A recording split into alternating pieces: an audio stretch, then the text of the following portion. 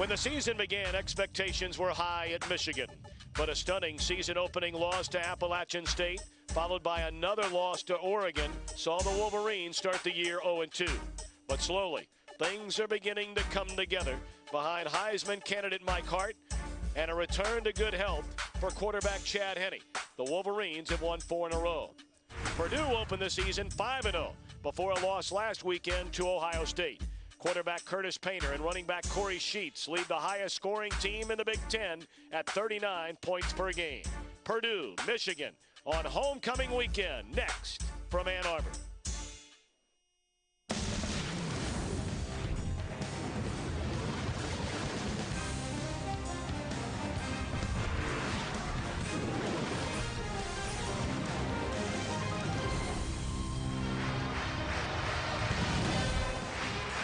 Is there anything like homecoming?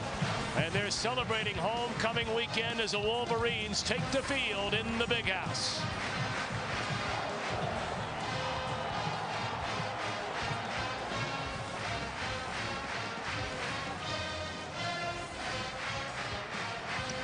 It is a gorgeous fall afternoon in Ann Arbor, Michigan. The Purdue Boilermakers coming in at 5-1, taking on the Michigan Wolverines, who have won 4 straight games after losing their first 2 to begin the year.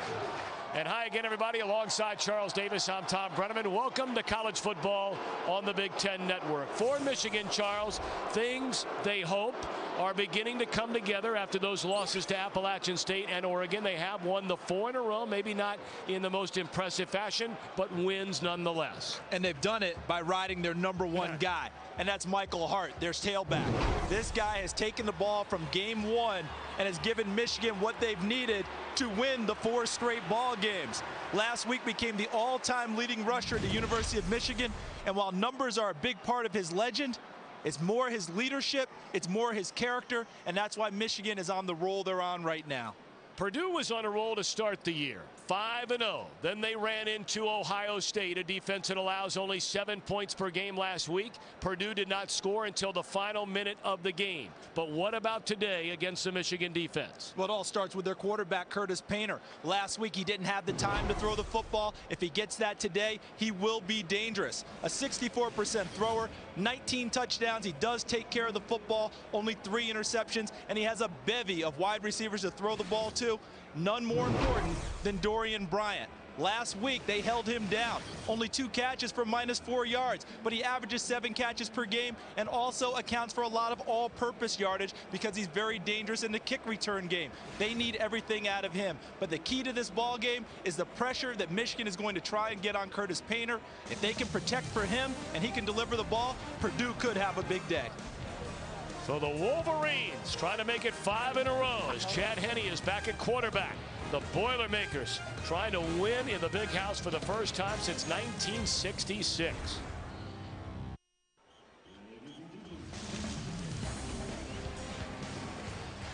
Big Ten Network football is brought to you by U.S. Bank, home of the 5-star service guarantee, by Cooper Tires, don't give up a thing, and by Buffalo Wild Wings, you have to be here.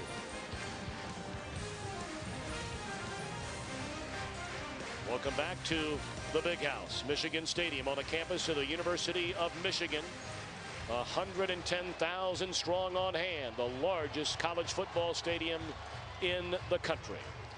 A pleasure to be joined by the 3rd member of our broadcast team today. Let's send it downstairs and welcome Carissa Thompson. Hi, Carissa. Hello, guys. Mike Hart didn't start the year off exactly how he planned. Injured on the sidelines, a loss to Appalachian State, a loss to Oregon, so he guarantees victory over Notre Dame and then proceeds to carry the team literally on his back. Last week, he became Michigan's all-time leading rusher. This week, he's only 24 yards short of that 1,000 mark. When asked if he tried to maybe lighten his load in the next couple games, he said, impossible. The more carries I get, the better I am. I want to be in there on every single play. His name should be spelled H-E-A-R-T. Well, you're not lying, Carissa. And after having a chance, Charles, to visit with Mike Hart yesterday, what a very impressive young man. We knows what he does on the field, but off the field, just a dynamite young man. What a job Joe Tiller has done. This is his 11th year at Purdue. 80 wins against 50 losses. Only Ohio State, Michigan, and Wisconsin have won more Big Ten games than Purdue. going back to 1997. And for Lloyd Carr in his 13th season, 117 wins, 38 defeats, 5 Big Ten titles, and of course in 1997 won a national championship. Well, Purdue won the toss, elected to receive, and certainly something we'll keep an eye on is this return game for the Boilermakers. Charles Davis, you talked about it a moment ago, second overall in college football in average kickoff return yards, and they have 2 kickoffs returned for touchdowns this season. Obviously dangerous, and Lloyd Carr was worried about that when we spoke with him yesterday, because his kickoff coverage team last week gave up an 86-yard return to Eastern Michigan. The irony of the kickoff return for Purdue, Joe Tiller, their head coach, hates the new rule, did not want it put in place. He was worried about the collisions and injuries, but Purdue's really benefiting in the return game. Dorian Bryant, number 9, Purdue's career leader, with over 5,100 all-purpose yards, and that's the number we talked about a moment ago. How about that average? 30 yards per return. He should really never ground one in the end zone with his speed and shiftiness. Try and get back deep, catch it on the run, and bring it out, because remember, it's an extra 5 yards before they get to you, since they're kicking off from the 30 now. Ryan Wright to kick it away for the Wolverines. Bryant joined by number 6, Desmond Tardy. Wright approaches, bangs the right foot on the football, and a good kick, sending Bryant a couple of yards deep into his own end zone. And another big gainer for Bryant, cutting it back the other way. Still on his feet. Across the 35 and wrestled down all the way at the 39-yard line by Morgan Trent. They averaged 30 yards per return. That one was 41 yards for Dorian Bryant. I'm a big believer, if you've got a weapon back there, you do not want to ground it in the end zone almost no matter what. The extra yardage before the return team gets to you should be to your advantage. And what a great job of the Purdue guys, not clipping, not holding, no blocks in the back on a return that goes from one side to the other. Curtis Painter, 19 touchdowns against just 3 interceptions so far this year. And he'll throw on first down. The throw and the catch is made by Greg Orton, and that's out to the 45-yard line, a gain of 6 on first down. Let's take a look at the rest of the Boilermakers, the highest scoring team in the Big Ten. They average 39 points per game. Corey Sheets, an outstanding versatile running back. Dorian Bryant, the man to keep an eye on. And by the way, when you see the classes of these players, Purdue lists their players by where their academic class is, not by their eligibility class.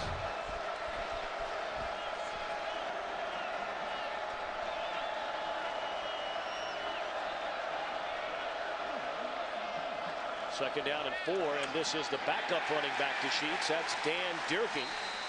He's been on the field the first 2 plays. No Corey Sheets. Let's take a look at Michigan, a much maligned defense to begin the year.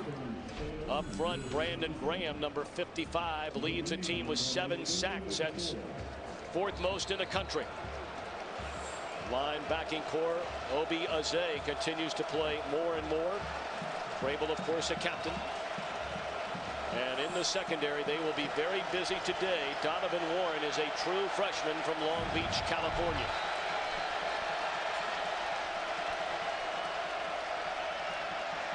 Painter with plenty of time, now flushed out of the pocket, rolls right, throws, catch is made, and that's good enough for a first down to Lyman Selwyn, a sophomore out of Fort Wayne, Indiana, and that is a 4-yard gain. They will move the chains. People say that when you're playing against a Purdue team, you have to be aware of where the quarterback is at all times. That's what we're going to see all day long. Our Suzuki motorcycles keys to the game, Mr. Davis. Well, Purdue's gold sheets, you know, Dorian Bryant and Greg Orton out wide, and Corey Sheets, who hasn't played yet in Michigan. They've got to get to Curtis Painter. They've got to get pressure on the quarterback. Dierking again and again with just nowhere to go. Wrapped up by Terrence Taylor, the junior from Muskegon, Michigan, a 2-yard loss. Where is Corey Sheets? He has not been in the game yet. That's the story of the game thus far, because Corey Sheets is very versatile, runs the ball well, catches it well out of the backfield. Now you're going with young Dan Dierking, who's doing a really good job. But the problem is he's a true freshman. Corey Sheets is supposed to get 75% of the snaps. I don't know if there's a pregame injury or what, but it's a surprise he's not on the field. And you called him Scott Dierking because that's his dad. That's his dad. dad. Fullback at Purdue, ran for almost 2,900 yards in his career. This is a different Purdue offense from those days. They throw it a lot. And again, it's Selwyn to the Michigan 45, a gain of 7, so third and a little bit longer than 5 for Purdue. If you're a Michigan fan and you're happy that you're hearing about a quarterback who doesn't move much in the spread offense, meaning he's not big with his legs running the ball, don't get too comfortable, because Curtis Painter moves around the pocket well enough to clear himself throwing lanes that he can still cause you a lot of problems. We've seen that twice already today, including a big third down conversion a moment ago.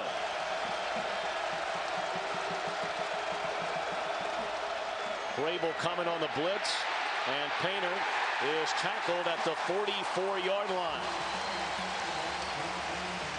Brandon Graham and Terrence Taylor there to drag him down, and Purdue forced to punt.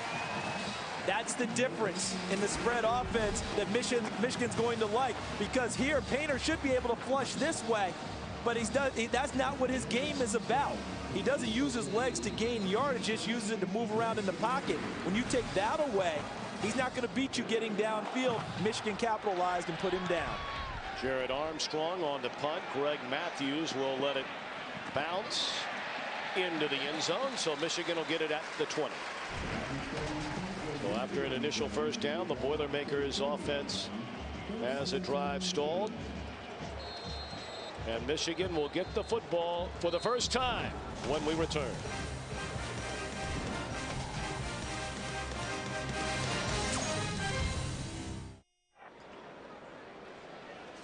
The Michigan offense brought to the line of scrimmage by fourth-year starting quarterback Chad Henne.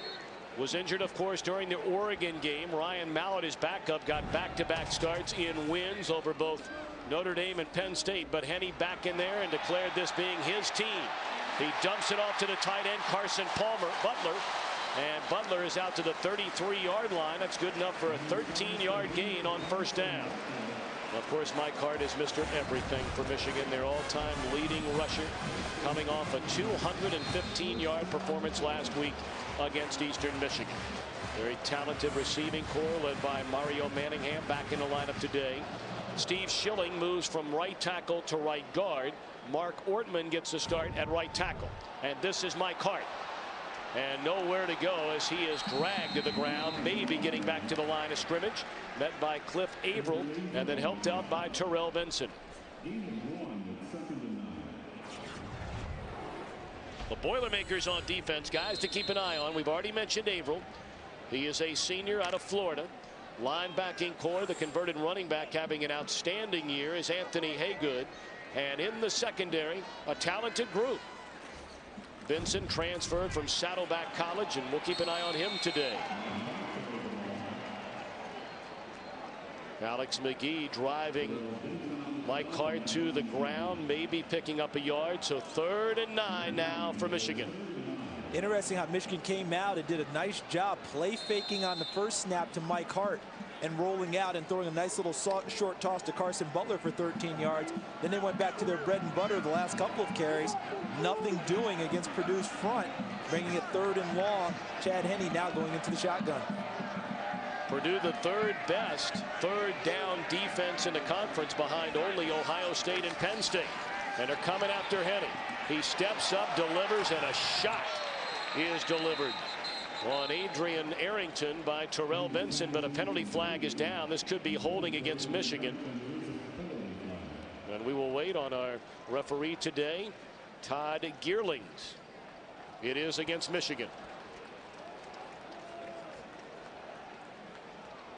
Personal foul against, I think Purdue's probably going to decline it because they'd rather have the football rather than give Michigan another shot at it, despite what they might gain in field position. Both defenses up to the challenge early. Hands to the face. 71, offense. That penalty's declined. 4th down. Well, now on the punt is Zoltan Mesko. And waiting back, the always dangerous Dorian Bryant, whether it be in the kick return game, the punt return game, or as a wide receiver, heck, even as a runner. Very short kick. And that ball hit a Purdue player in the back of the leg, and it'll be Michigan football.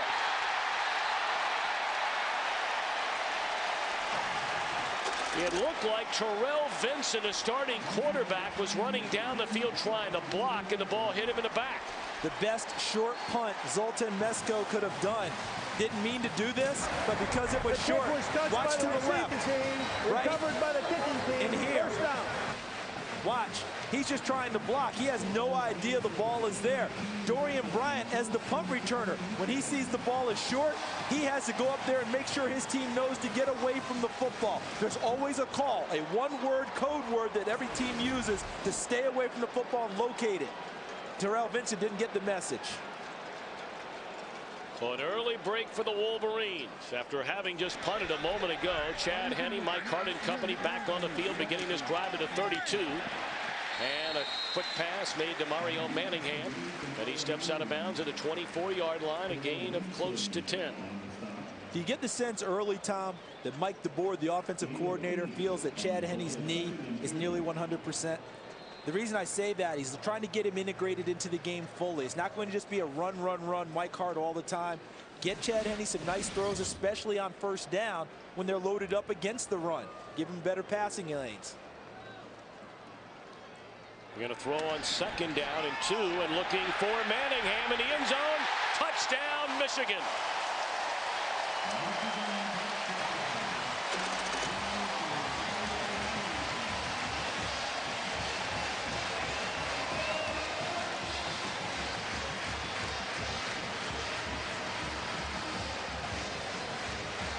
Mario Manningham with his 3rd receiving touchdown on the year. And it came over Terrell Vincent, number 5, the corner. Watch here. It's Terrell Vincent. I don't know if it's by design or if Mike DeBoer just said, I'm going to Mario Manningham, because he wanted to go after the guy who just committed the foul, and maybe you get his head down a little bit and you make a play against him. Casey Lopata, who became the Michigan kicker a week ago after the struggles by Jason Gingell, pounds it through the uprights. So after the turnover, 2 plays later, 24 yards, Henne to Manningham, 7-0 Michigan.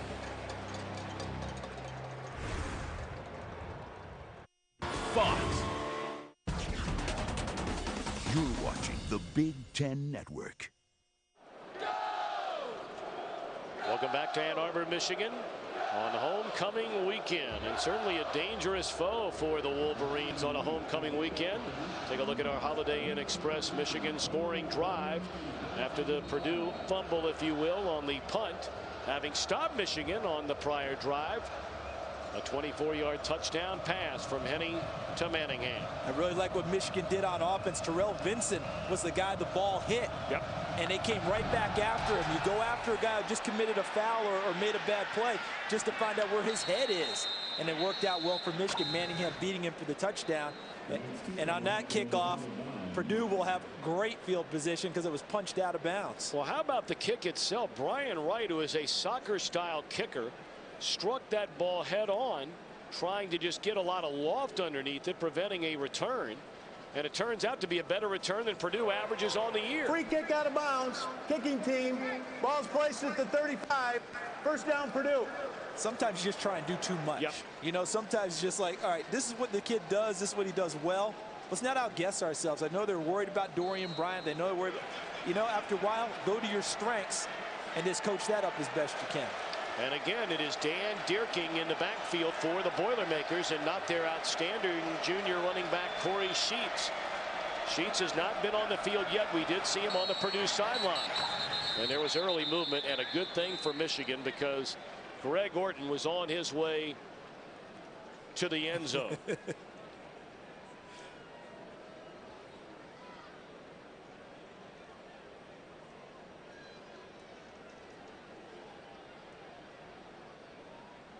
I know they told us coaching decision on Corey Sheets not playing. So if he's not hurt and it's a coaching decision, there's got to be a little more explanation. Yeah, there's a reason. There's a reason that he's not playing. I mean, you know, and it'll come out at a later time. That's why the coach hasn't told us beforehand. Offside. Defense. Number 67. 5-yard penalty. First down. That's a big fella. 6 feet, 310 pounds. Terrence Taylor. And that's a big man.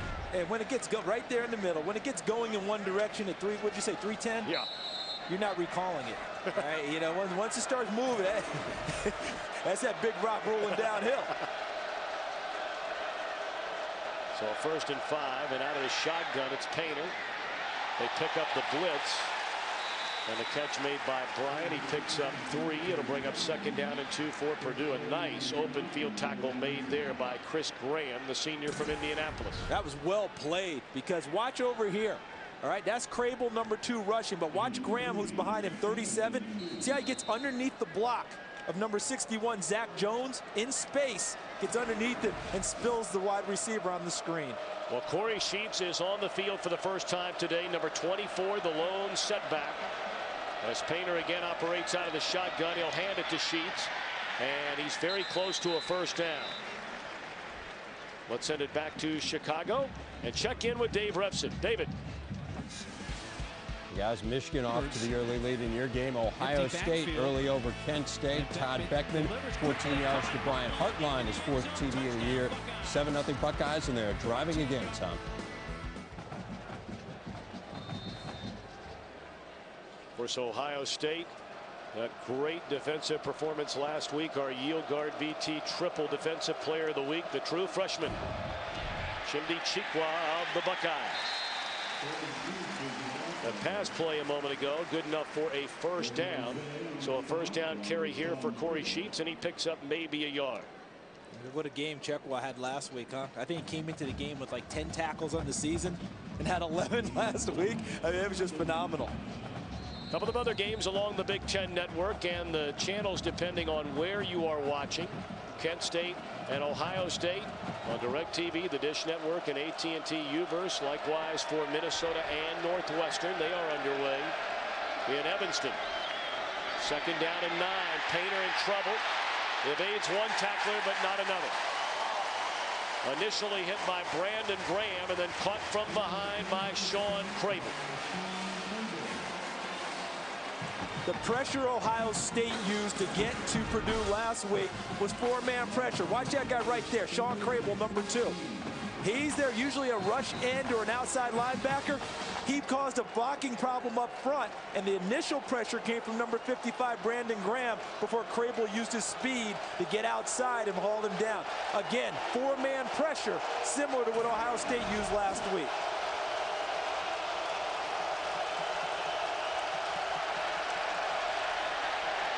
Third down and 14, and a throw and a missed chance right there. Just a little bit off the intended receiver's target, Lyman Selwyn. So the Boilermakers again are forced to punt it away. And while that wasn't the perfect throw, when you're going to have pressure in your quarterback space all game, because this is what's going to happen all game long, will they be able to keep Curtis Painter's feet clean to step in and make a throw? They do just enough. Now, right there, Selwyn Lyman has to make that catch. Why? The pressure is going to be there all day. Help out your quarterback and your offense by making a somewhat difficult catch. Great punt by Armstrong. Greg Matthews, a fair catch all the way back at his own 9-yard line. A 49-yard boot by Armstrong. You figured he was worn out after last week.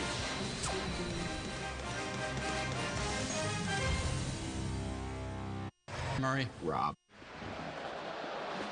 Michigan out in front, 7-0 midway through this opening quarter on homecoming weekend in Ann Arbor. Big Ten Network football carrying Kent State, Ohio State, as well as Northwestern at home today against Minnesota. And on a first down handoff, this is Mike Hart, his 3rd carry, and a total of about 3 yards thus far for Mike Hart. First man to meet him, Josh Ferguson, the Purdue middle linebacker, after a gain of 2. What an unbelievable career, to say the least, it has been for Mike Hart. Michigan's all-time leading rusher, closing in on 4,700 career yards. He surpassed Anthony Thomas, the A-Train, last week. The beauty of Mike Hart is it's a 4-quarter game with him. Gets stronger as the game goes on with the more carries he has.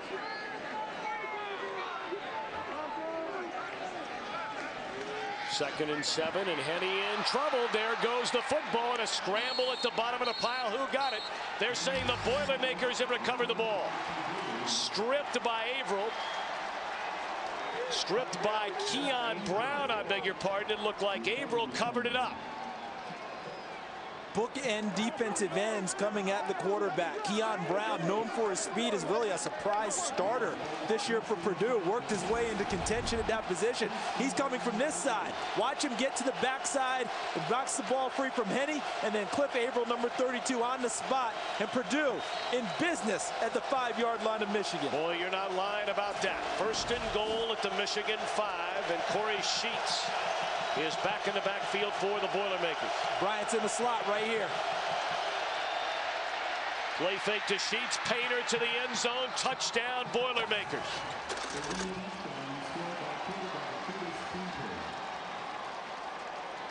Well, the Michigan defense, like everybody else, thought Sheets was getting it, and Painter dives into the end zone. His first rushing touchdown on the year. Fake inside to Sheets, 24, and then he actually has an option with Bryant. And he's able to jump inside. Chris Summers on for the point after, and it is good. Summers has hit on 72 consecutive points after touchdowns. So the Boilermakers take advantage of a break to tie the game at 7 in Ann Arbor.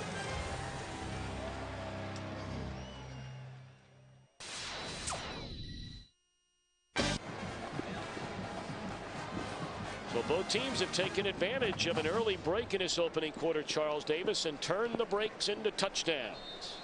The fumble on the punt, Michigan capitalizes. The fumble by Henny, forced by Keon Brown, Purdue capitalizes.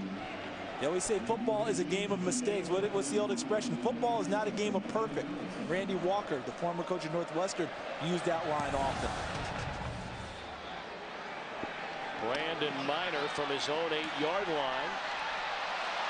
Still on his feet across the 20, the 25, the 30. Miner breaking it to the outside. A flag down on the play.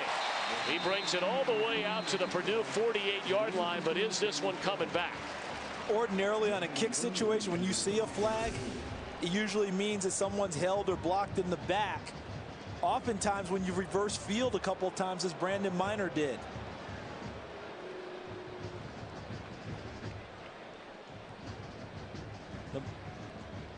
No matter what. Holding, receiving team, during the return, 10-yard penalty from the spot of the foul, number 47. And no matter what, and the penalty against Michigan, of course, but no matter what, this is a nice play for Brandon Miner, trying to get back in the good graces of his head coach and his team.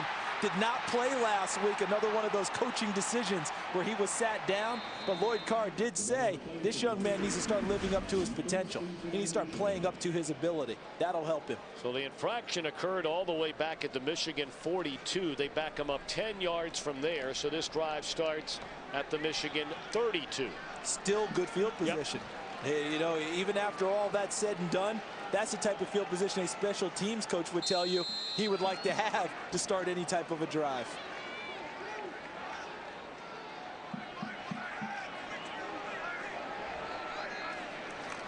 Chad Henny making his 42nd career start here today. And a first down pass completed to Arrington. Let's send it back to Chicago again to Dave Revson. Tom, want to update you on what's going on in Evanston, Minnesota, and Northwestern. Second drive of the game for the Wildcats. C.J. Bechet dumps it off to Brandon Roberson. 46 yards later, he is down inside the 5, pounds it in a couple plays later. Wildcats on top of this one, 7-0. Tom? Dave, thank you very much. We very much enjoyed watching the pregame show today, leading up to kickoff here in Ann Arbor. And a second down throw to Manningham, who had a touchdown early in the quarter, and he's very close to a first down. Out to the 42, it is enough as they will move the chains.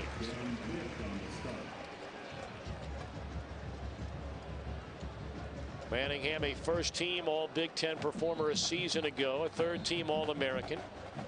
Did not play last week. Many referred to it as a suspension, including our producer Terry Ewert in our meeting yesterday with Lloyd Carr, who said to Mr. Ewert, You called it a suspension. He simply didn't play. We didn't term it that.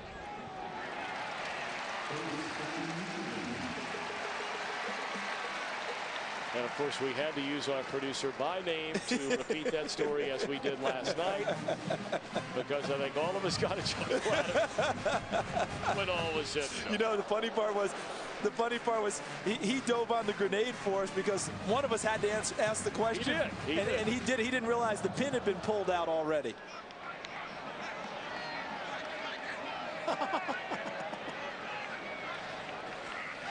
Penny, a short drop looking around, and a juggling act, but the catch made by Chris McLaurin. And that is another Michigan first down, a gain of 11. Let's check in along the sideline with Carissa Thompson. You guys, Painter getting into the end zone on that last Purdue possession isn't going to settle well with Michigan's defensive coaches right before the Henne fumble. Defensive coaches were up in the defensive face yelling at them saying, get that quarterback, do not let him score. In fact, Sean Crable even grabbed the whiteboard outlining his own scheme of what the defense needed to do to stop him. Good leadership, but either way, it was a bad score by Painter. Carissa, thank you very much. Back-to-back first downs for Michigan to begin this drive. We're tied at 7, and the first big gain of the afternoon for Mike Hart. Inside the 35, down to the 33, and that is a 14-yard gain for Mike Hart.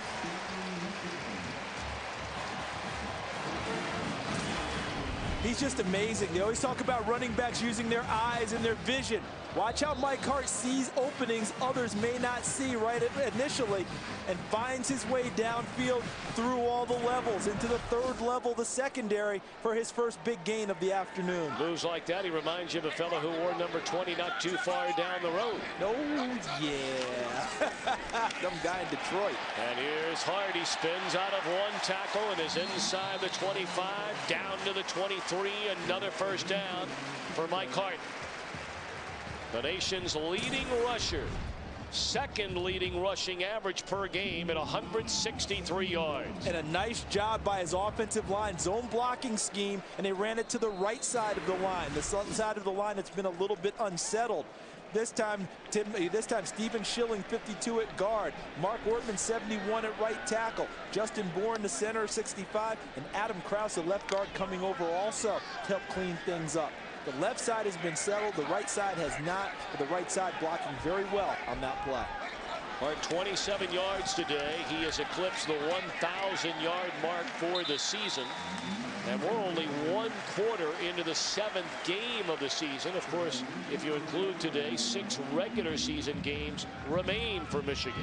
And everyone understands that the Big Ten, especially as the weather begins to turn, as we hit that time of year, is a running type conference. You have to have that big guy who can carry the load. Well, Mike Hart came into this game with 179 carries, the most in the country.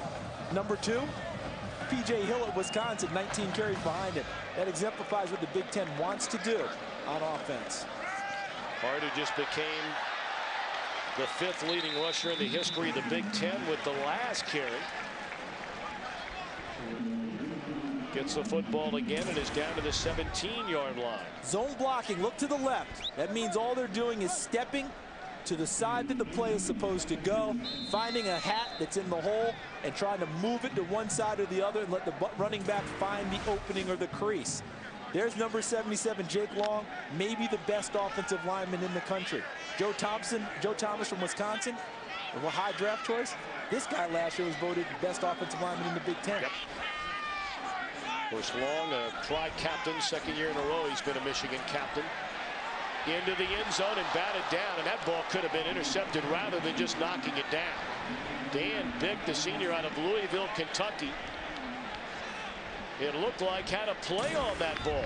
That was about as well covered by a linebacker on a slot receiver. Look at Dan Bick underneath. Great job. He's the underneath coverage. Over the top is number 23, Justin Scott. But that was really well played. The only thing he didn't do was intercept the ball and kill the drive. Well, Henne nearly turned it over again right there. It brings up 3rd down and 7 for the Wolverines. They need to get to the 10-yard line to convert this 3rd down. And here comes a blitz, and Henne just has to throw it away. Under heavy pressure off the corner from Terrell Vinson. And a field goal try upcoming for the Wolverines. How about Brock Spack, the defensive coordinator for Purdue? He loves to heat them up at all times. So what he's going to do is bring from this side, he's bringing this. Mike Hart starts this way, and it's too late to get back over here and block the corner blitz. See how he steps to this side. Now watch Hart coming over. Too late. Vincent's in on Henny, forces an incompletion. KC Lapata became the kicker, as we mentioned last week. He hit his only 2 field goal attempts in the game, and this one is good. That looked like that baby was on its way left, and then a little fade to sneak it in off the left upright, giving the Wolverines a 10-7 lead.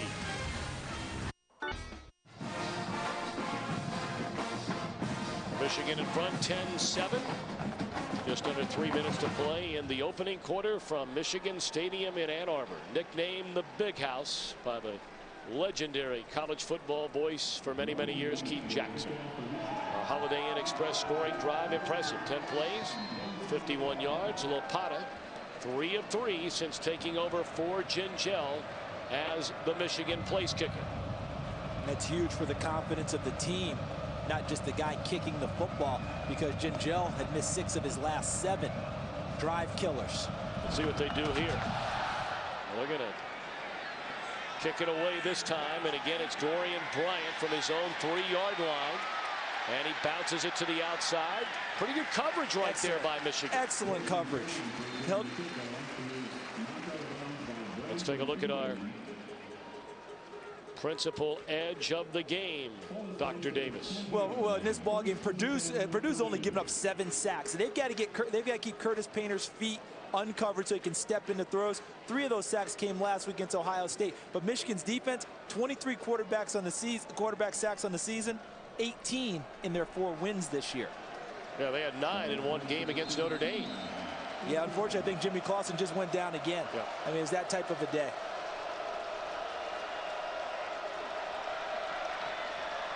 Draw to Corey Sheets, and read by the Michigan defense. Will Johnson, the first man there after a gain of 2. And again, let's check in from Chicago with Dave Revson. Tom, Ohio State hadn't had a punt return longer than 21 yards all year. They have now. Brian Hartline, and the golden flashes left in his wake. 90 yards in the touchdown for Hartline. Ohio State extending the lead. It's 14-0 over Kent State.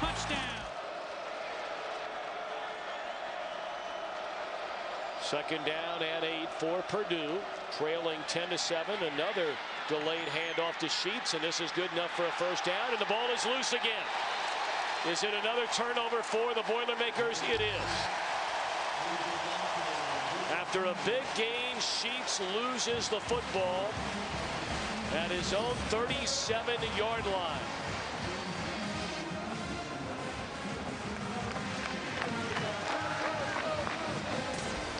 And Purdue is doing exactly what they wanted, which is running the football enough to keep Michigan occupied so they can't just load up in the pass game. The ball was stripped by number 90, Tim Jamison, at the end of the play. Watch Jamison, see the hustle? The defensive lineman coming from downfield strips it before the ball's jumped. It looks like Donovan Warren, number 6, the freshman cornerback, hops on it. But Purdue doing exactly what they wanted. Corey Sheets giving up the ball. We'll talk about that after this play. 69 points off 20 opponents' turnovers so far this year. That's really not a very good number. In fact, it's an extremely disappointing number when you break it down. Henny trying to change that number as Manningham. And he is tackled all the way down at the 11-yard line by Vincent. A 26-yard connection, Henny to Manningham. Have you noticed a quick pattern in this game? Mike DeBoer, the offensive coordinator for Michigan, after errors by the other team, he attacks. They did that after the punt that was fumbled by Purdue. Now he comes after this play, runs it out and up to Mario Manningham, and runs it over there on number 5 again, Terrell Vincent. And a nice play by Michigan, attacking after the turnover. Hart on first down. Was he ever tackled? Hart continued to run, and they're saying touchdown, Mike Hart.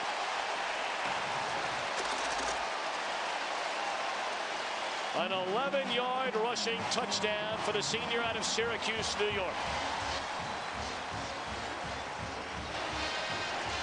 He was tripped up, and it looked like when he started to roll that he actually rolled over another player, never coming to the ground. Let's take a look. Comes Mike Hart, getting a good lead block. And as he goes into the pile to get tackled, he's on number 57, Adam Krause, his own teammate. Body never touches, gets an arm down with his body on his teammate. It's being reviewed. See how he got the arm down on the body of Adam Krause on the roll. Now they're going to have to determine if the arm was down with his body contacting the, his offensive player who's down. Are they going to call him down in that situation? Excellent job by Mike Hart keeping the play alive and getting into the end zone. You know what the irony is? Against Northwestern, the opening play of the game for Northwestern, that's exactly what the Northwestern receiver did. Caught a quick pass, rolled over the bodies of some guys, stayed up, and ended up being a 60-plus yard play. But see, does Mike Hart ever go down After right review, there? No. Video confirms the call on the field. Receiver play, touchdown. He was on top of Adam Krause, used his arm to steady himself and went into the end zone. Mike Hart, another amazing play in a season of amazing events for the Michigan Wolverines. Well, Pata on for the point after to try and give Michigan a 10-point lead. And it is good. Boy, football is a funny game. A funny, funny game. Should have been an interception in the end zone their last drive. A big run by Sheets, then a fumble. And Lloyd Hart's team cashes in on chances. Andy and Jordan. Yeah! Let's rock. I'm going to have a wing-ding of a time. Fields. Michigan out in front with less than 2 minutes to play in the opening quarter, 17-7. What's going to interest me, Tom, is Corey Sheets coming back on the field.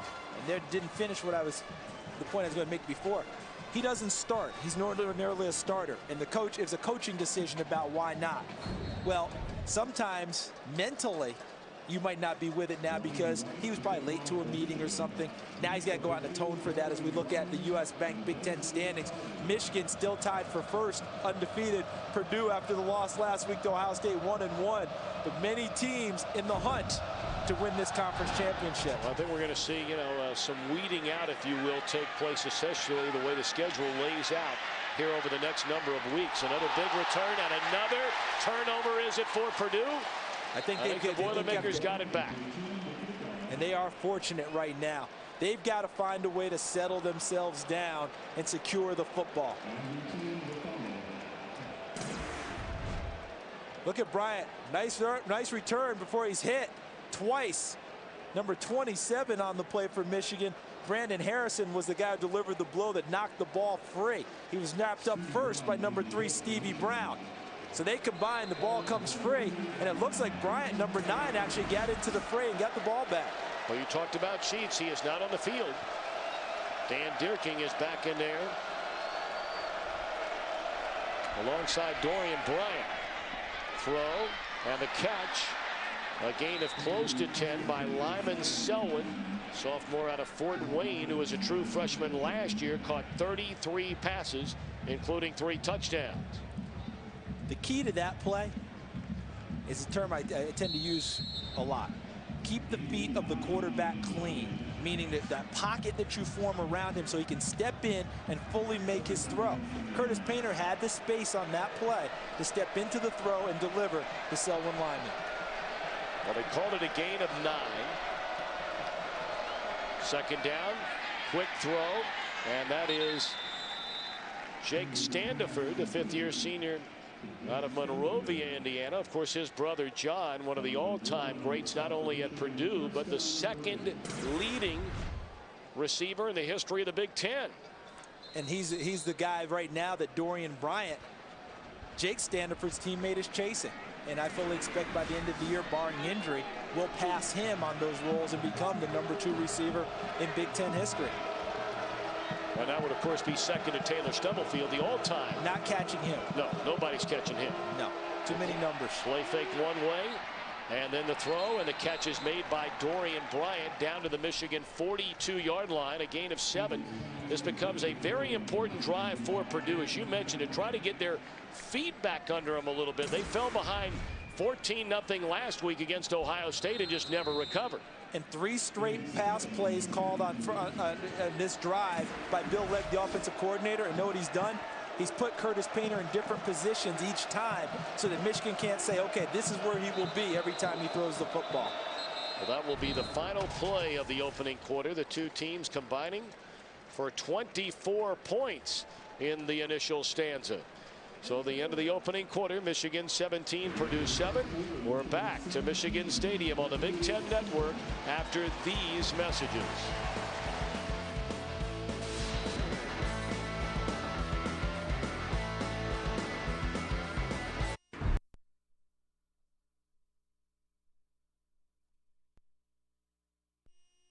Ding of a time.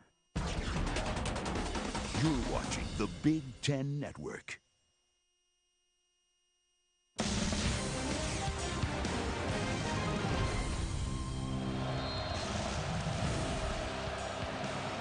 Welcome back to Ann Arbor, Michigan. Homecoming weekend for the Wolverines. A 10-point lead for Michigan as we begin the second quarter. And the pass overthrown to the intended receiver, Dorian Bryant. 3rd down and 2 upcoming for the Boilermakers at the Michigan 42-yard line. Going into last week's Ohio State game, Purdue had outscored their opponents in the first quarter by a huge margin. Last week, Ohio State outscored them 14-0 in the first quarter. Today, Michigan's up 17-7 after 1. And what did Joe Tiller talk to us about? We need a fast start. Not what Purdue would look for today. 3rd down, they hand it off to Dierking, and he lunges forward very close to a first down. It looked like he was able to get there in the arms of Brandon Engelman, a 5th-year senior out of Covington, Kentucky. That's just across the river from Cincinnati. What a delightful young man he is. We had a chance to visit with him at length yesterday. A starter, lost his job, talked his way back into a 5th year in a meeting with Lloyd Carr. He started as a backup this year and is now in the lineup and playing the best football of his Michigan career. It's amazing what happens when you're in your 5th season or when you get that last chance to play, how that changes your approach, changes how you go about your business, and Brandon Engelman is capitalizing on the extra opportunity. Still no Corey Sheets standing on the sideline with his hands on his hips. And a man in there for him, Dierking, gets hammered 3 yards behind the line of scrimmage. Brandon Harrison, Tim Jamison, and company. Michigan just lined up and had a look like what I call cover 1. See the single high safety? Everyone else looks like they're in a man-to-man lockup. But what they were doing was run blitzing, because here they come. Everyone just running to the line of scrimmage. It's almost like they knew the call before it happened. Well, Sheets continues to stand on the sideline, hands on hips, wondering why he is not in the lineup. He did not start the game. Then once he got a chance, he ripped off a big run but fumbled at the end of it. Here comes a blitz and a misread there. Miscommunication by Standiford and Painter. Let's get an update on the number 3 Buckeyes from Dave Revson. Check out the action between Ohio State and Kent State. Beanie Wells playing despite a tweaked ankle. Bulls in from 7 yards out. Buckeyes up 21-0, Tom. Chris Wells been battling that tender ankle the entire year, but in for a rushing touchdown. A 3rd down upcoming, and Sheets still on the Purdue sideline. I think they're going to go after Painter here. They do, and the catch is made across the middle. I'm not sure if that was the intended target. Dustin Keller. He had Dorian Bryant crossing the other way behind him that would have been good enough for a first down. But Keller at 6'4" went up and got it. And Keller thought it was for him because he's going to cross right in here with the pressure coming after Curtis Painter. He had to get rid of the football. And he's actually, I think, fortunate that Keller took it, because that would have been behind Dorian Bryant. It would have been fortunate to catch the football. In any event, a nice job by Ron English's defense forcing a punt. Now Armstrong trying to pin him inside the 5. And that ball checks up and comes all the way out to the 20-yard line. It's been that kind of day so far for the Purdue Boilermakers. That looked like a Charles Davis sand wedge. Tight and then gone.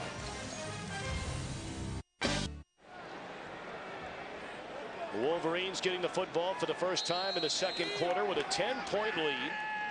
The squad starts at their own 20, and this is Mike Hart. And he escapes one tackler, but about 5 guys come on to finish him off. Mike Neal making the initial penetration.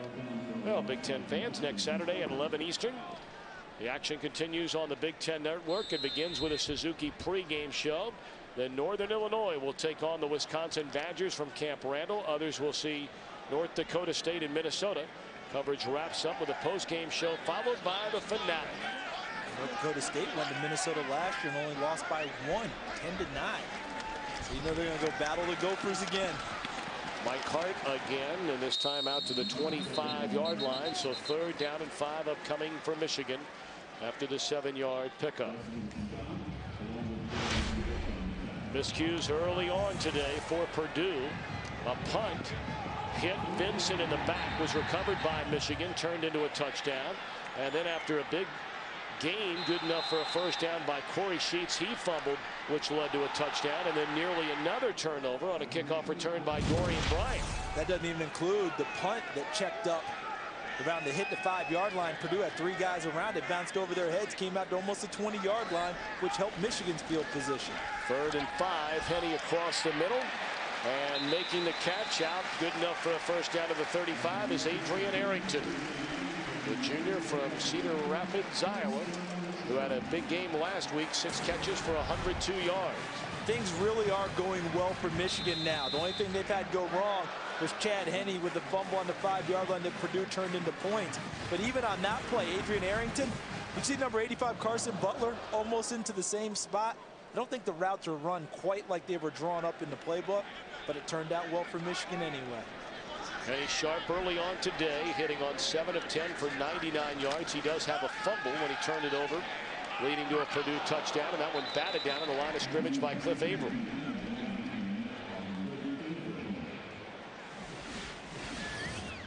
Just good coaching right there. Not just the athleticism of Averill. Could not get to the quarterback on the pressure. Saw the ball being delivered, so he stops his rush, gets his hands up in the passing lane. Good effort, getting up in the air, working against number 71 Mark Wortman.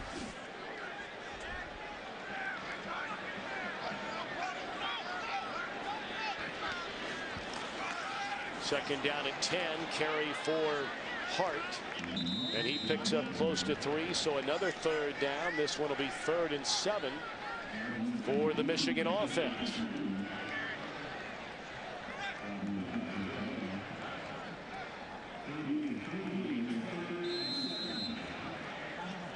Well, there are people everywhere in Ann Arbor this weekend on this homecoming weekend. Every hotel in the entire region jam-packed. 206 consecutive game where they've had more than 100,000 fans on hand at Michigan Stadium. Batted down, good coverage there by Justin Scott, running step for step with Greg Matthews, so Michigan will punt. Crowd's upset. They wanted a flag against Justin Scott. The route will come right underneath here. Number 23 Scott sees the play, jumps the receiver, and then comes underneath. Michigan saying that he's on top of Greg Matthews' back. Looked like a nice play by Justin Scott.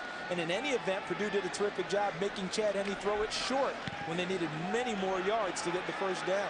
Good punt by Mesko with great hang time, and it's a fair catch for Bryant at the 21. 39-yard boot by Mesko, the Big Ten's leading punter. Purdue with the ball when we return. On Fox. This is the Big Ten Network. Michigan leading 17-7 on a crisp autumn afternoon in Ann Arbor. 10:18 to play until halftime. Purdue getting the football. Starting this drive at its own 21-yard line. That's Dorian Bryant in motion. They hand it to Dierking, who is still in there for Corey Sheets. Sheets has rushed for over 2,000 yards in his career. He has caught 59 passes, an extremely versatile, durable player. But for whatever reason, for those of you just joining us, he did not start the game. He did get into the game, had a big run, but at the end of a 14-yard run, fumbled the ball away and has not seen the field since, and there he stands on the sideline. And Dan Dierking has carried the ball 5 times for just 4 yards. Not the productivity they need. They're rolling Painter out. And the intended receiver, Lyman Selwyn, has it sail over his head out of bounds.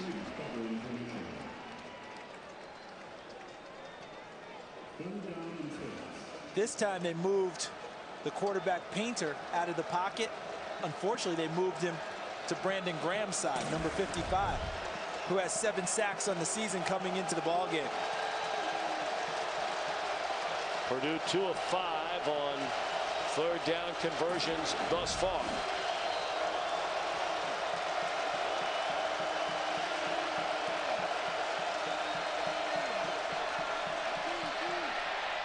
And it's thrown behind Dorian Bryant. And under heavy pressure was Curtis Painter. Without the run game, Purdue's getting behind the chains, which means in the offensive lexicon, they're not on target for first downs. You want to get 4 yards on first down to open up your playbook. When you go 3rd and long, it allows Ron English's defense, which likes to attack, to pin its ears back and go after the quarterback.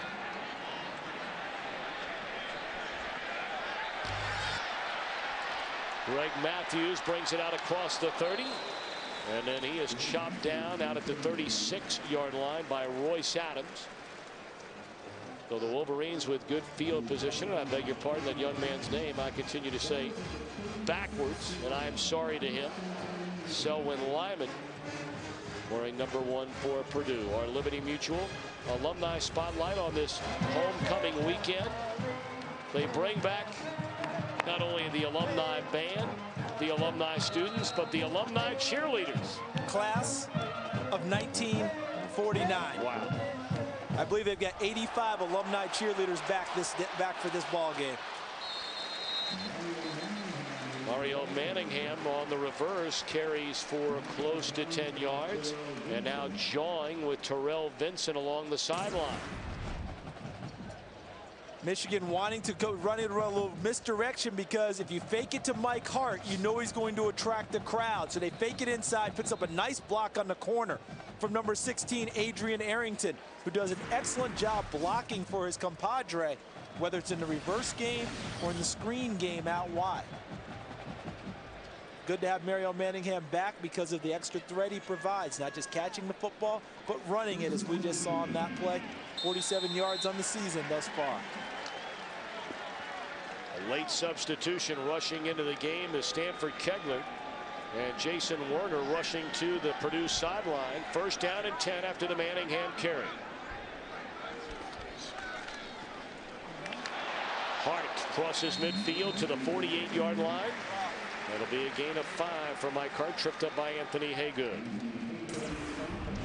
Now watch, they move the fullback to the right side and run Hart back to the left side so that you can't get a key. But you see the hole and you see the vision of Mike Hart. He saw the hole breaking back the other way, and he's pounding his fist on the ground because he was 1 step away from really getting into the secondary.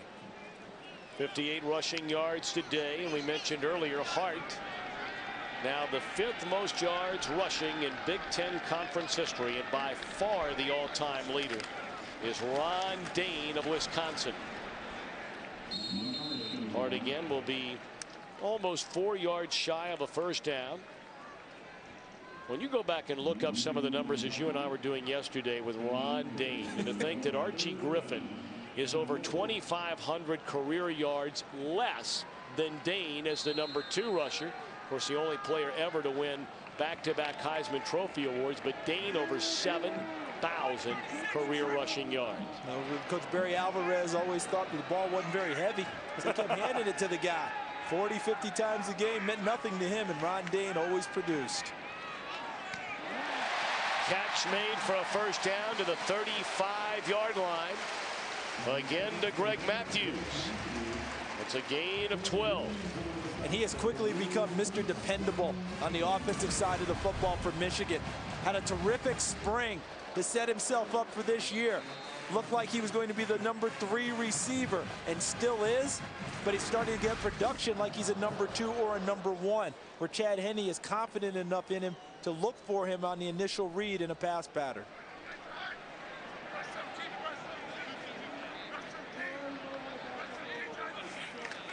And he play fake to Hart, rolls right and throws to Arrington inside the 30.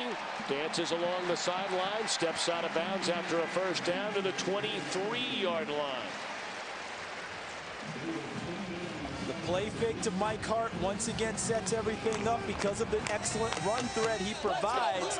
When you fake it to him, it should open things up. He'll fake it and come out this way, and when he does, now he's got different targets at different levels.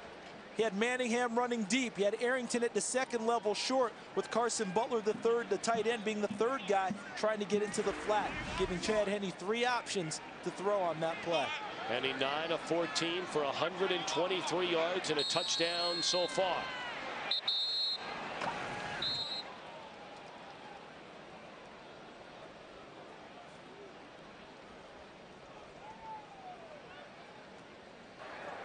Ball start, 85, offense, 5-yard penalty, remains first down. The tight end was covered up and then came out of a 3-point stance.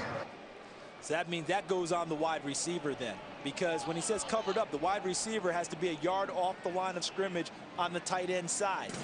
If he's covered up, that made him a tackle. See, that made Carson Butler a tackle because the receiver lined up incorrectly.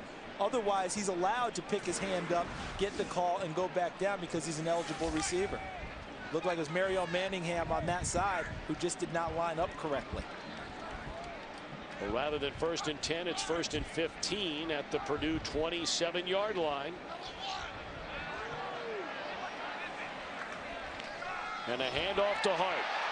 To the outside, to the 20, to the 15, and close to a first down. He's a yard short, down to the 14-yard line. Oh, the vision. Oh, if I had Michael Hart's eyes, I would be someone, because he sees the hole where other people won't see it, because the hole actually went back here when it was designed there. How about that? Looks back on the cutback. A good job by Manningham, 86, not clipping when he was trying to block on the play. See right there? He lets the defender go. Doesn't throw the block. That was as good as a block downfield. 2nd down in the yard. They'll give it to Hart again. He cuts it back to the inside. Boy, and he took a lick. He told us yesterday he doesn't take many violent collisions, but Torrey Williams put a hat on him right there. I think that one would qualify. And Torrey Williams caught him perfectly because Michael Hart had both feet off the ground, hurtling through the hole. Watch how he cuts back left. And then this is where Williams meets him. Before Hart can get his feet back on the ground and establish, Torrey Williams able to get a good lick in, but not before Mike Hart picks up a first down for Michigan.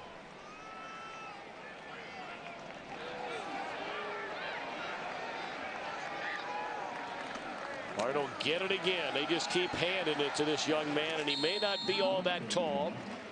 They have him listed at 5'9", and that might be a push. Well, if you put him on the rack and stretch him a little. Just under 200 pounds, but he is a load. He's muscled well. It's hard to wrap up on him as a tackler because he's thick. You know, you can tell this guy spent plenty of time in the weight room getting his body ready to go. And right now, the Michigan coaches really don't have any confidence in his backups. Thus, he gets no break. He stays on the field full time. You got to wonder if that will catch up down the road, Charles. You have to wonder. Season. This is Hart again and again into the end zone.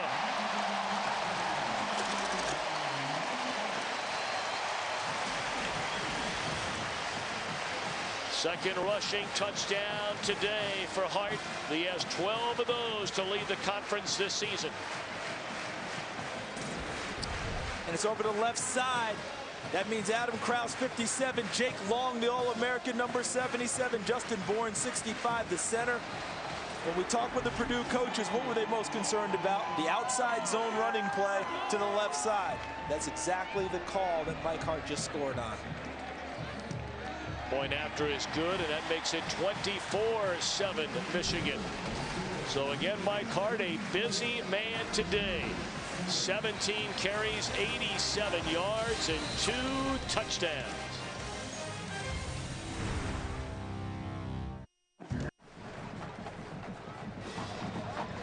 .24-7 Michigan, and well, what an extraordinary year and career it continues to be for Mike Hart. Our Holiday Inn Express Michigan scoring drive, marching 64 yards. 39 career rushing touchdowns for Mike Hart, which moves him into a third-place tie all-time at Michigan with Chris Perry. Anthony Thomas, the career rushing touchdown leader. He had 55 of them. Wow. That's getting in the end zone now. That is maximizing. Dorian Bryant from the 10-yard line breaks it to the outside and is dragged to the ground at the 37 by Brandon Engelman. Well, Big Ten fans, enter the BCS Bound for the Big Easy Sweepstakes for your chance to win a trip to the 2008 All-State BCS National Championship game in New Orleans, an HD TV, or other great prizes. For more, log on to bcsbound.com. And by the way, tomorrow on your local Fox affiliate, on the AT&T postgame show, the first BCS rankings will be released. That'll be after a long afternoon of professional football tomorrow. Well, they're just all out of sync right now, Tom. Talk about the Purdue ball club, a little bit out of sync. And Corey Sheets still not on the field. Prior to the snap, false start, 75 offense, 5-yard penalty, remains first down. Tom, I went through a little bit of this as a player. And let's take a look at Curtis Painter, because what they want to do is make sure that he's not setting up in the same spot every time to throw the football. We saw him in the pocket. We saw him get rid of it quickly on that one. Now they move him around a little. They want to make sure he's a moving target for the Michigan defense, but so far the defense has been able to corral him pretty well in this game. They're coming after him again. They set up the wide receiver screen to Bryant, and he is caught from behind by Brandon Graham. Just getting back to the line of scrimmage was Bryant. Now, Tom, we don't know what happened with Corey Sheets and why he did not start the game and why he's only been in for a short amount of time. So you take a look at this screen to Dorian Bryant going inside. All right, now watch the pursuit. See, they got rid of the ball with Painter, then the pursuit came. All I'm going to tell you is this: as a player, if you're late to a meeting and all that and they don't start you, sometimes you get out of whack with your head a little bit, and that may be what's going on with Corey Sheets and why they don't have him in the game right now. Selwyn Lyman in motion. And a catch is made by the tight end, who spins out of one tackle, and the big fella Dustin Keller still on his feet. He is a load at that tight end position. And he was an All-American high school wide receiver. Came to Purdue as a wide receiver, had to build up his body so he could handle the rigors of blocking at the tight end position too. But the number one thing he does is catch the football and make plays like this. And that's the type of a play that Purdue needed. Some type of an explosive play to show the rest of the team, hey, let's get with it. Bring up a 3rd and short. They hand it to Dirking, and I don't think he got there. A change was made at right tackle. Zach Jones has been taken out of the game. Garrett Miller came on to replace him. And that's the direction they ran as Crable came up to make the stop. So 4th down, and it looks like Joe Tiller might be wrestling with this decision. Now decides he will punt. No need to wrestle with that one because of field position. But I think I've got to be honest with you, I'm a little surprised at the call on third down there. Why? Number one, you got a true freshman running the football. He's not your primary ball carrier. Number two, that's not your bread and butter. Your bread and butter is Curtis Painter throwing the ball, even short tosses. Greg Matthews tries to spin out of a tackle. He is dropped at the 22. And so Michigan, with a 24-7 lead, will get the football with 4:36 left until halftime. The Big Ten Network is looking for its most passionate fans with Big Ten super fans. The Big Ten Network wants to reward its loyal viewers with chances to win great prizes like tickets to a Big Ten game, TVs, iPods, and much, much more.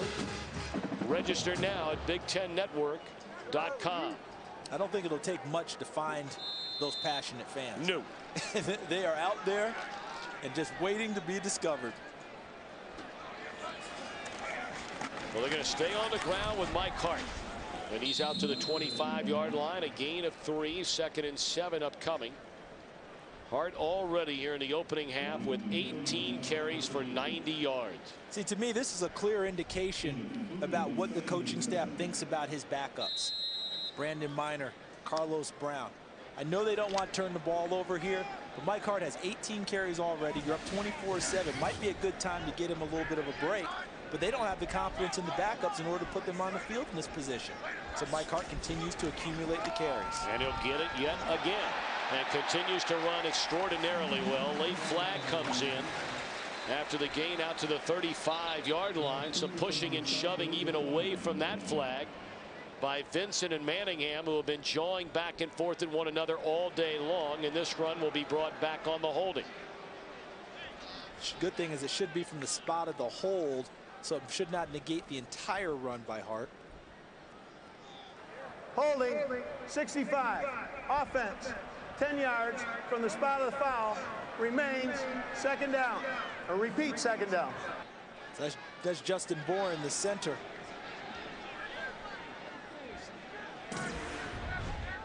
Right in the middle. He's working on number 90, Ryan Baker, and that's where they got it.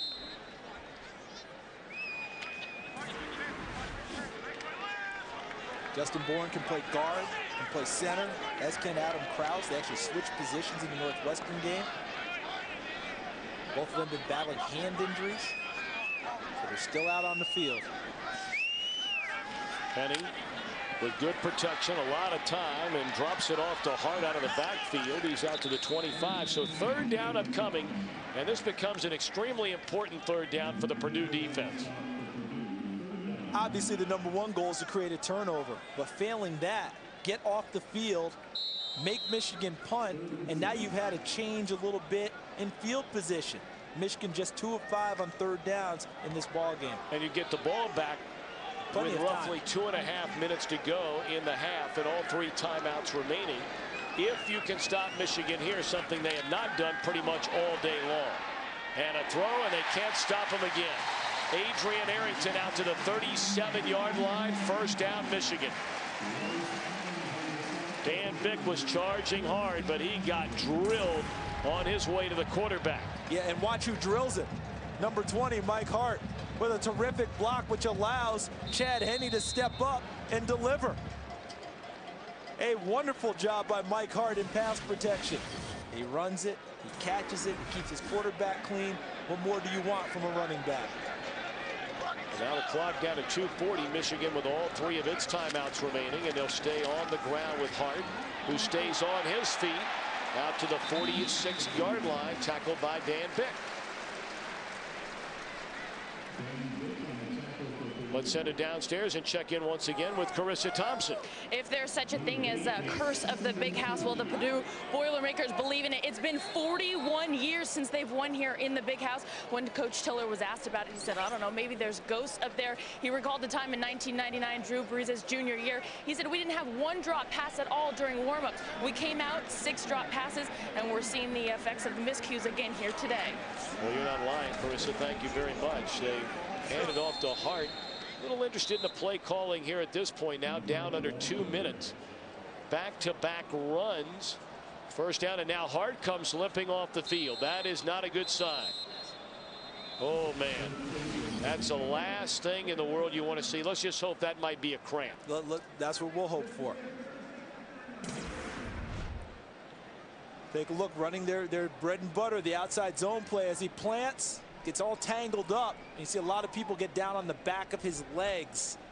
And he's obviously in pain right there. So let's hope that they can get him taken care of. And we'll see Michael Hart again. Already over 100 yards for the game. He's done that all 7 games this season. And it's a Michigan record because it's the 7th one in a row to start the season. I believe Jamie Morris had 6 in a row at one point in his Michigan career, but that was in the back end of the season. Well, we'll go back and look at that replay again. Don't look at the left leg of Hart. Watch the right leg of Hart. See him in the outside zone. As he plants there to go down, he's wrapped up, and then right there, did you see where it came? Kind of like a little whiplash effect coming down inside. I think Alex McGee, number 71 for Purdue, trying to help on the tackle. There's McGee holding him up right there, number 71. And then as he slides in on the tackle and is pushed into it, they go into his legs.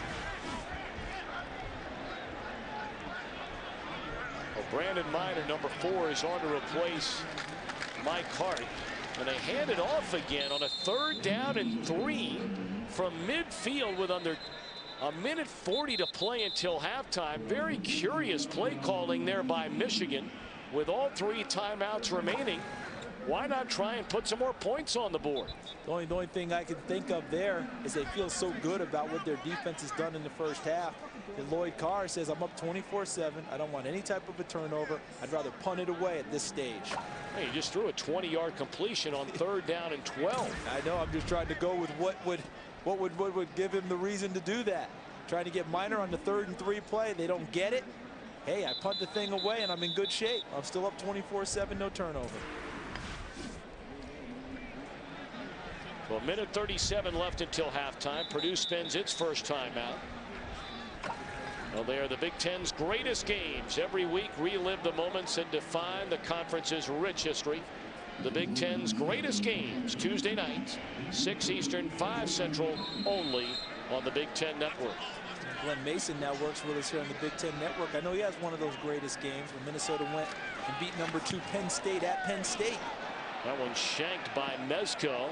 And then as the ball is taken all day long today, a Michigan bounce. That ball must know it's homecoming. It's got to know.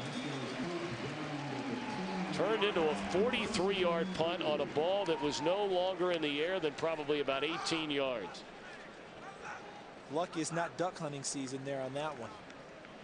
But knocked it right out of the sky. Today, the 107th homecoming game at the University of Michigan. And Purdue is a frequent opponent on homecoming. This is about the 7th or 8th time that they've come in here on homecoming. Today being the 6th. 6th? Yeah, okay. 4-1 record for. Matt's a little bit off. That's okay. First down from the 10-yard line. 1:23 to play, and they're just going to keep it on the ground with Dierking. It will be interesting to see if in the second half Sheets is able to climb out of the proverbial doghouse and get back on the field, because I don't think there's any debate about it. Purdue needs Corey Sheets to have any hope of coming back in this game. And they need him to play well. Look at the speed of Crable just chasing down the play in the backfield. If Michigan gets a stop here, I would think about a timeout. You know, I think about a timeout right there and see if you can stop them on 3rd down and get the ball back and get something before the half is over, because you have field position on your side. Greg Orton with a 2nd down catch. Will bring up 3rd down, and Michigan will spend that timeout. So 1 now left for the Wolverines as we're less than a minute. See if they can stop them here, call another timeout, force the punt, then they get the ball and they exchange a possession. You have a senior quarterback that you ostensibly trust to handle your 2-minute offense, to try and get one more score before the half if you have ideal field position. Of course, you had a ball a minute ago at the 40-yard line with a senior quarterback in ideal field position, and you ran 3 straight plays with all 3 timeouts. He liked this field position better to start. Oh, yeah. But let's see how it ends up here. But you're exactly right. There was an opportunity. They chose not to take it then. It seems like they're headed that way now. Michigan handling the total yards for the first half. 253 to Purdue's 86 thus far.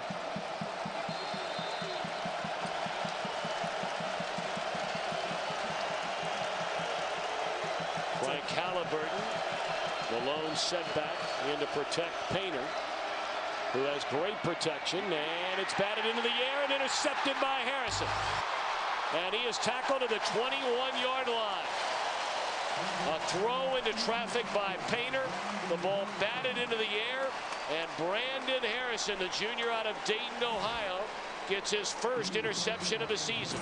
This turned out even better than what Michigan could have imagined. They take the timeout, and then the ball knocked up in the air by Jamar Adams on the great coverage. And then right there, Harrison picks it up on the tip drill, and Michigan has better than ideal field position. I thought they'd get the ball out around midfield after a punt, but instead, they're in business at the 22-yard line, 21-yard line, excuse me, 26-yard line, and now they've got Henny able to go with 45 seconds on the clock. And Michigan comes out with Brandon Minor as their running back.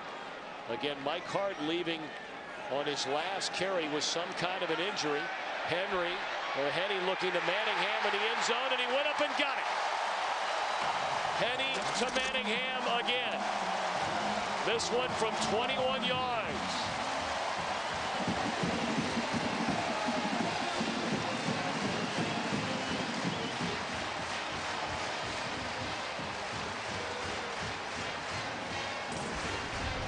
Again, no accident for Mike DeBoer, the offensive coordinator. He targets a sophomore making his first start in David Pender, who came in to replace Royce Adams, the previous starter who had a rough game against Ohio State. And he sends his best receiver up against him to the benefit of the Wolverines. Another critical turnover forced by the Michigan defense. And then the offense quickly turns the turnover into points.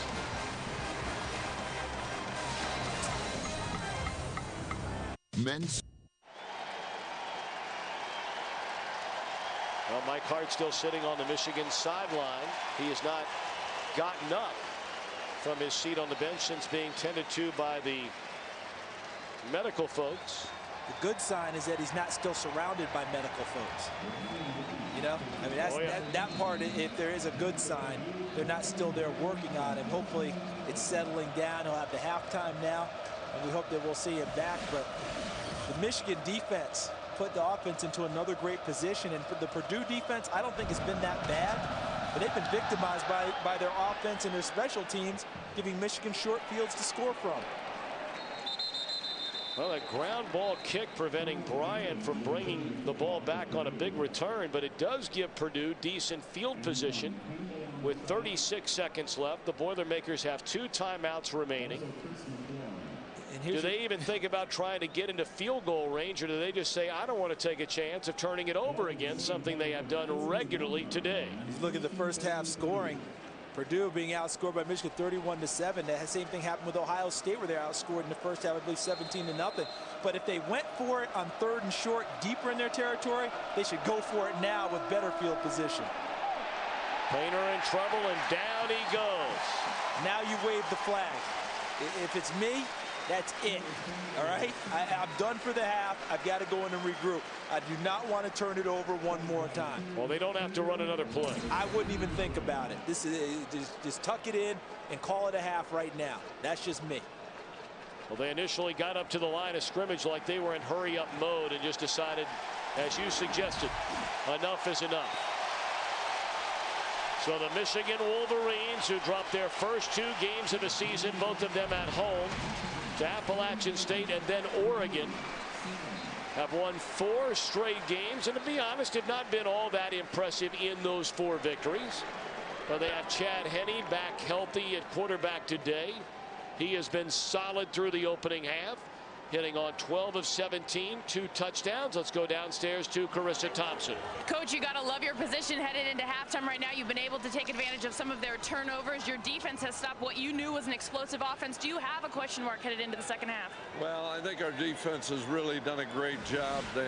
We gave up 1 touchdown after a turnover offensively, but we're really dictating the tempo of the game right now. They were given good field position on that fumble, but either way, only other question, Mike Hart, what's the status on him? Well, we'll have to see. I think he's going to be okay. Okay, sounds good. Thanks, Coach. Thank you. Well, Lloyd Carr has been very under the weather, battling a very bad cold the last couple of weeks. So hope he's starting to feel a little bit better, and I'm sure he does. And we'll be back with Michigan leading 31-7 after this timeout.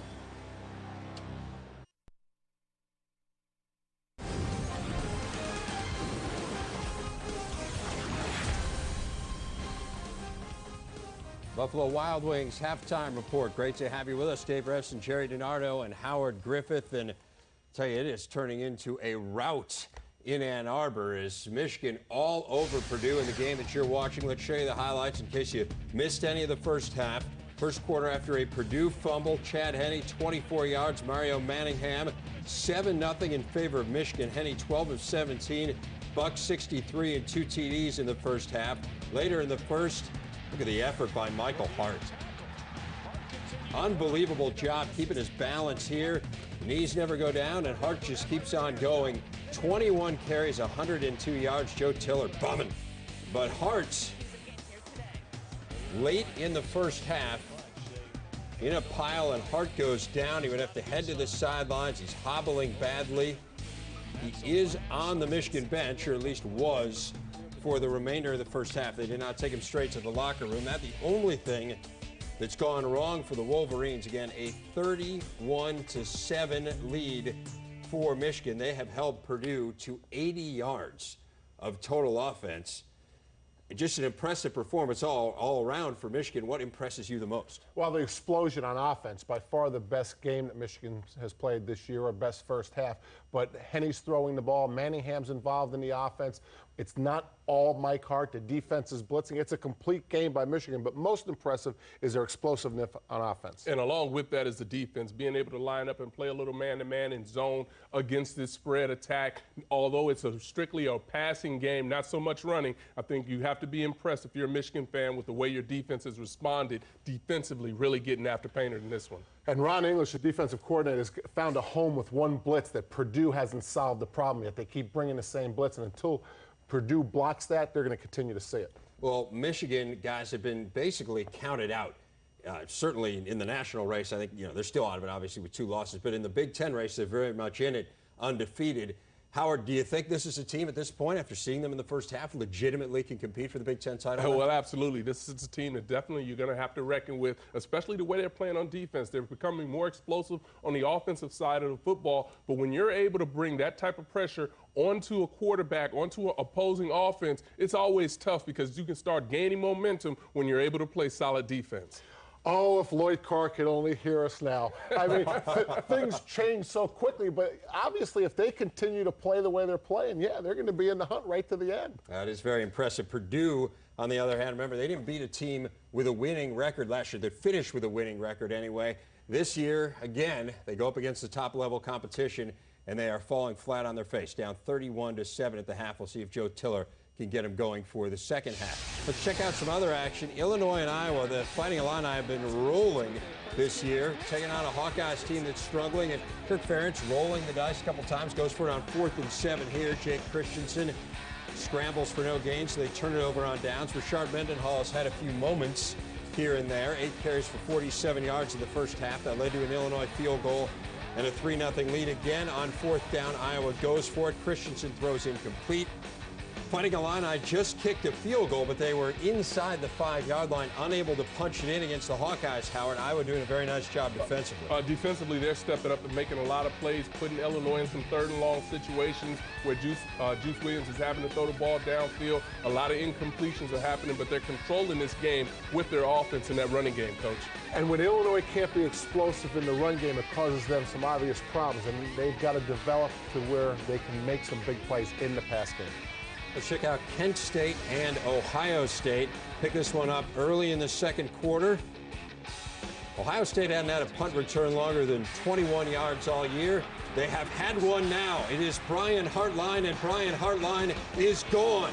90 yards for the Buckeyes, touchdown, and they are on top of Kent State 14-0, and the onslaught had begun. Late second quarter, Kent State ball, but not for long.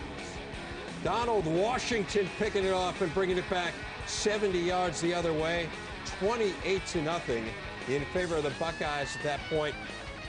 It was 35-0 at the half. They've begun the third quarter. That's the score right now. Ohio State on top 35-zip.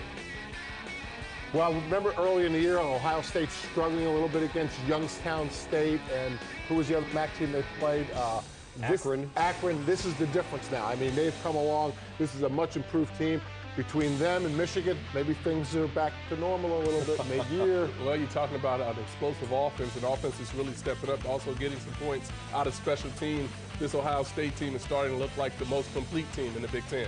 Check out Minnesota and Northwestern. Kind of a slow start to this one in Evanston, but has picked up late in the first half. This is C.J. Bechet to Brandon Roberson. Roberson, one of the guys who's been filling in for the injured Tyrell Sutton. He takes it into the end zone on the next play after the 46-yard pass play, and the Wildcats on top 7-0, but Minnesota strikes back. Adam Weber, Marcus Sherrill's 21-yard touchdown to tie this one up at 7.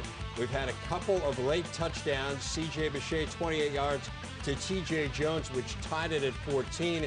But Minnesota, right before the half, Ernie Wheelwright, a beautiful diving catch in the end zone. So Minnesota looking for its first Big Ten win, 21-14 at the half. More of our halftime coming up.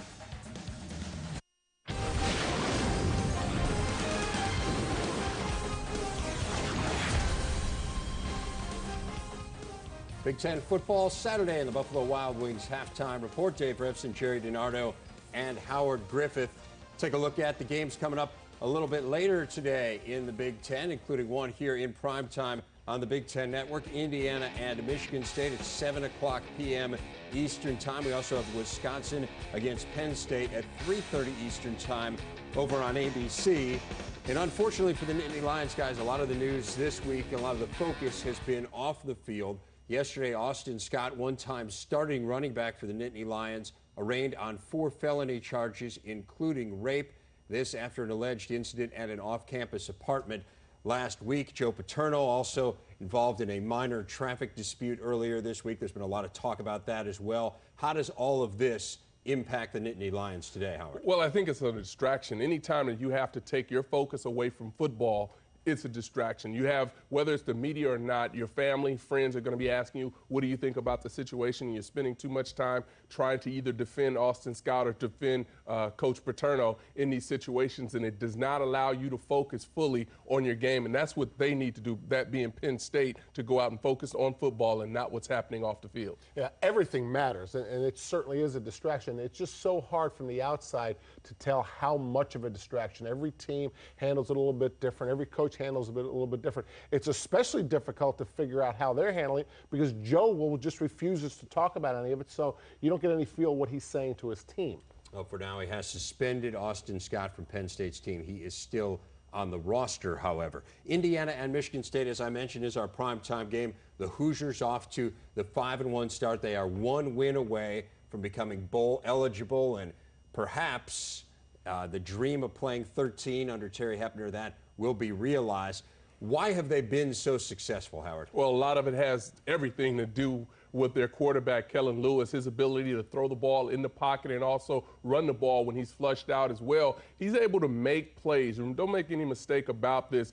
You see his big rushing numbers. He's leading the team, but he can also throw the football from the pocket, and that's one of the main reasons that this team is playing so well. Yeah, and I think it's even can go another step. I believe today's issue is, can they stop the Michigan State run game? Because if they can stop the Michigan State run game, they'll compete in every game that they play the rest of the year. They could win 8 or 9 games. Offensively, they're fine. Defensively, the one question is, can they stop the run of Michigan State? Do you think they can?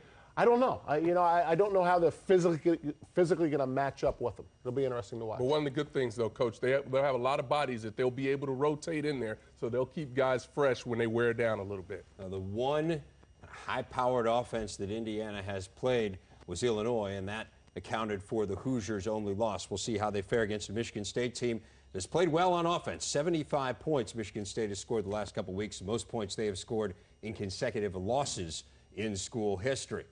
Lots more to come. The Buffalo Wild Wings halftime report as we roll on after this.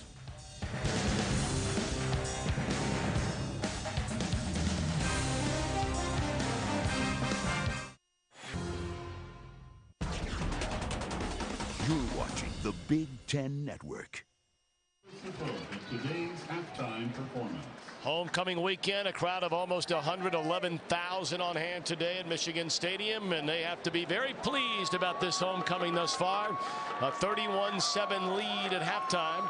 And of course, Michigan, after starting the year, Charles, we talked about earlier, at 0-2, today making a bid for their 5th straight win and perhaps cracking again into the top 25. I was a little worried, Tom, because the last time we were here, a team that wore gold and black walked out of this place with a win, and I thought for sure we'd be out of here. But in the first half, Michigan's defense and their special teams very strong, because that really set things up. The only downside, Michael Hart got hurt in the first half, the all-purpose back for the Michigan Wolverines.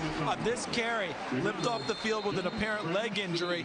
We certainly hope that young man is okay. Already over 100 yards rushing for the 7th straight game this year. But the story thus far, taking advantage of turnovers by Purdue. And we take a look very early on. It happened after initially stopping a drive. A punt hit Vincent in the back of the leg, leading to a touchdown pass to Manningham. Yeah, and they went right at Terrell Vincent after that play and beat him. Then Corey Sheets finally gets into the ball game. He fumbles, and Michael Hart, with some great running, stays on the back of his teammate. Adam Krause stays up and scores. Then right before the half, tip ball by Jamar Adams, picked off by Brandon Harrison, sets up the second connection between Chad Henne and Mario Manningham, where he goes to the highest point and takes it away for a touchdown. So 31-7 the score at halftime. Michigan in front. Second half kickoff. When we return, you're watching the Big Ten Network. Big Ten Network football is brought to you by Cooper Tires. Don't give up a thing. By Liberty Mutual, Coach of the Year. Vote now at coachoftheyear.com. And by Yield Guard VT Triple, the yield protection system. We're back in Ann Arbor. And let's send it downstairs before we begin the second half to Carissa Thompson. Coach, your offense ranks first in the Big Ten in total offense. In the first half, you only have 82 yards. The biggest question mark for you right now is your offense. How do you combat that in the second half? Well, we're out of rhythm. We're out of sync throwing the football, and our quarterback is pulling it down when he ought to throw it and holding on to it. And we're not in sync. We got to get with it. We got to throw in rhythm, and we throw in rhythm, we'll be fine. You have a very explosive offense. Part of that offense is Corey Sheets. Will we see him in the second half? Probably not. Probably not. Thank you. Carissa, thank you very much. Pretty frank comments right there from the Purdue head man, Joe Tiller. And she identified exactly what's going on, and she elicited the response that one might expect, maybe a little stronger than we would expect, talking about his quarterback. A very short kick played on a bounce by Brandon Miner. And Michigan will get the football, the 24-yard line. Take a look at the numbers from the opening half. A half on the scoreboard and on the stat column dominated by Michigan. So here it is right here. 3 turnovers. 21 points off of the turnovers. Mike Hart has not come out of the Michigan locker room since halftime. And if we get any further update on his condition, he had to leave the game with some kind of leg injury in the final 3 minutes of the opening half. We will certainly let you know. Brandon Miner is in there. And on first down, he is dropped for a loss of a yard by Anthony Haygood. Let's go back to our Suzuki motorcycle keys to the game, Charles Davis. Well, we said coming into it, the gold sheets, we thought Corey Sheets would have an impact. We thought the Dior of the gold would have an impact. That's D for Dorian Bryant and Greg Orton. That hasn't happened. Sheets, not much production. We won't see him in the second half. And Michigan getting to Curtis Painter. They've got 2 sacks of him, but a whole lot of pressure otherwise. Chad Henne solid in the opening half for Michigan. He turned it over one time on a fumble, but outside of that was real good. Boundrose out on the catch to the 30-yard line. Third down upcoming after a 6-yard completion. How about that young man? He was a walk-on with the team, and you know when he impressed the coaches?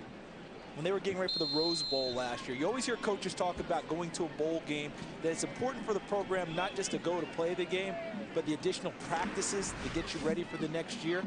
That's where Mark Boundrose made his name, was in the bowl practices then. And the coaches said, you know, he can really help us next year. A former walk-on, now has a scholarship. Of course, his brother played here, Kirk, a Michigan fullback. Henne on the slant, caught by Manningham. That is a first down to the 38-yard line.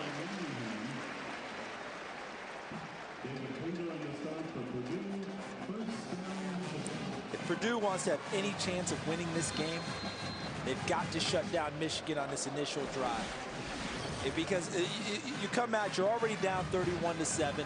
The way the half ended was not great, obviously, for Purdue. And Michigan right now is thinking in their minds one score away from really kind of putting this away, taking it from them mentally. Purdue has to not let that happen. Minor on first down, cuts it back the other way, and has tripped up an outstanding effort by Stanford Kegler.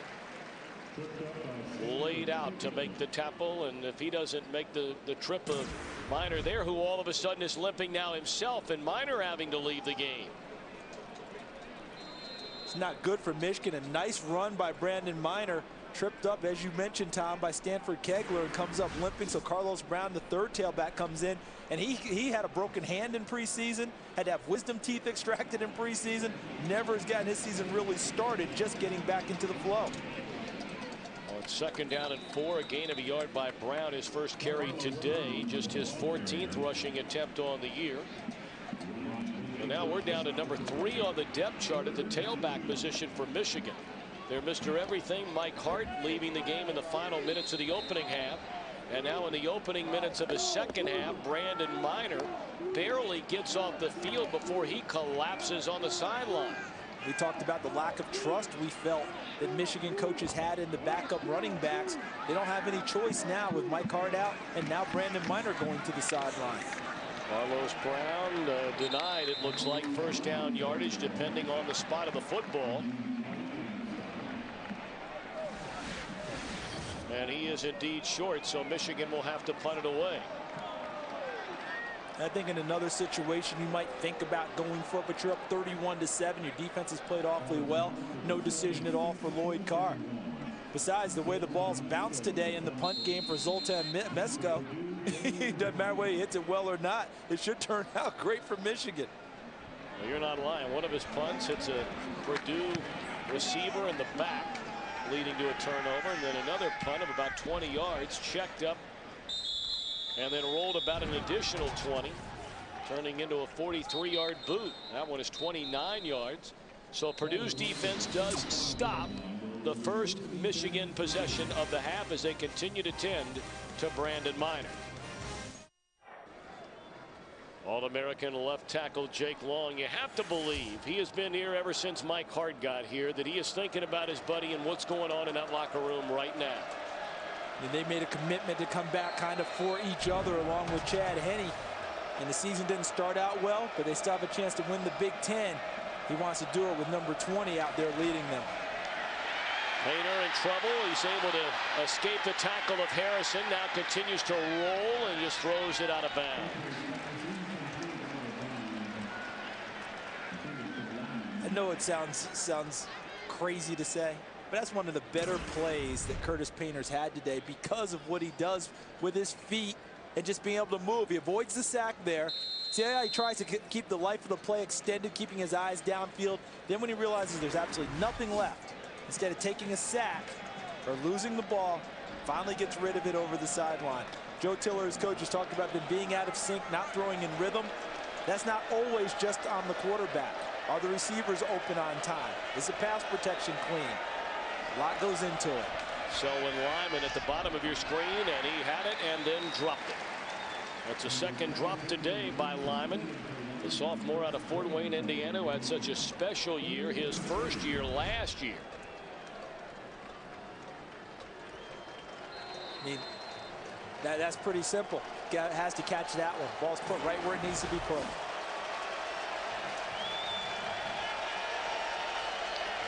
Back-to-back weeks against two of the juggernauts of the Big Ten as far as history is concerned, Ohio State and Michigan. And Purdue has not fared well through a game and a half. Look for the pressure.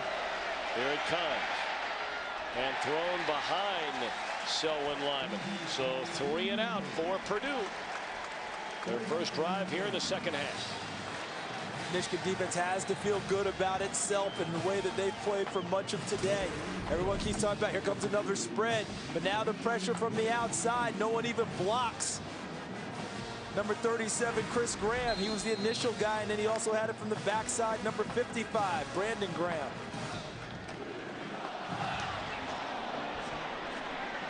Punt by Jared Armstrong, and a fair catch signaled for and made by Greg Matthews at the 29-yard line. A 46-yard punt by Armstrong.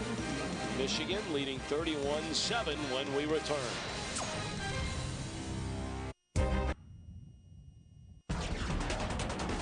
You're watching the Big Ten Network. The Michigan defense has really controlled much of this ball game. Ron English, a defense coordinator, has to be happy at what he's seen. Most of it has occurred due to the pressure that they put on the quarterback, Curtis Painter. Sean Craven back-to-back plays. Corey Sheets tries to run the ball, nowhere to go. Dan Deerking also tried to do the same thing, nowhere to go as Chad Henne puts it up deep. Deep ball and caught by Mario Manningham all the way down to the 25-yard line. Manningham, who did not play in the game last week. He just beat David Pender on the first down play for 45 yards.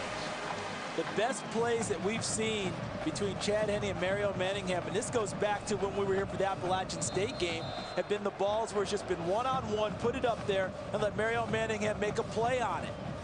They count on his athleticism to beat the cornerback and going for the football. Junior out of Warren, Ohio. What a marvelous athlete he is indeed. First down carry to Carlos Brown, and he picks up a couple of yards. Manningham today, 6 receptions, 131 yards. That's back-to-back 100-yard receiving games for him. Even after sitting out last week, he had gone for 123 against Northwestern, 131 and 2 touchdowns today. Well, they've been asking for Mario Manningham to really step up. Show us your true talents. He was going to have decent numbers no matter what this year, but show us the best of Mario Manningham. Maybe today is the start of that.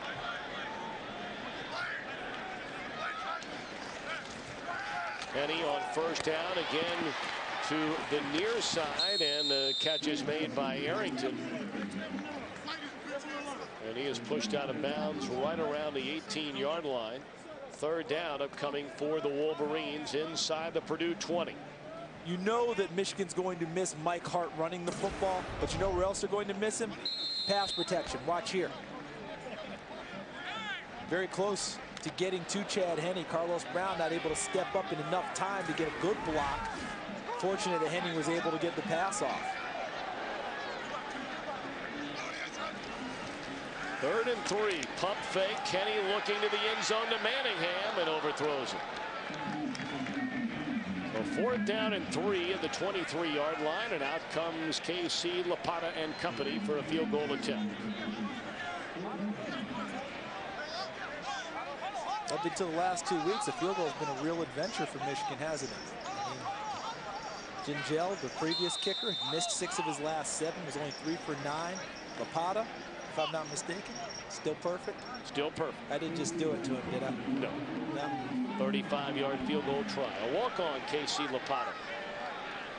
Lloyd Carr said he was very impressed by just his confidence taking over as the kicker last week, kicking with confidence, and he continues to do so as this one is good from 35 yards out.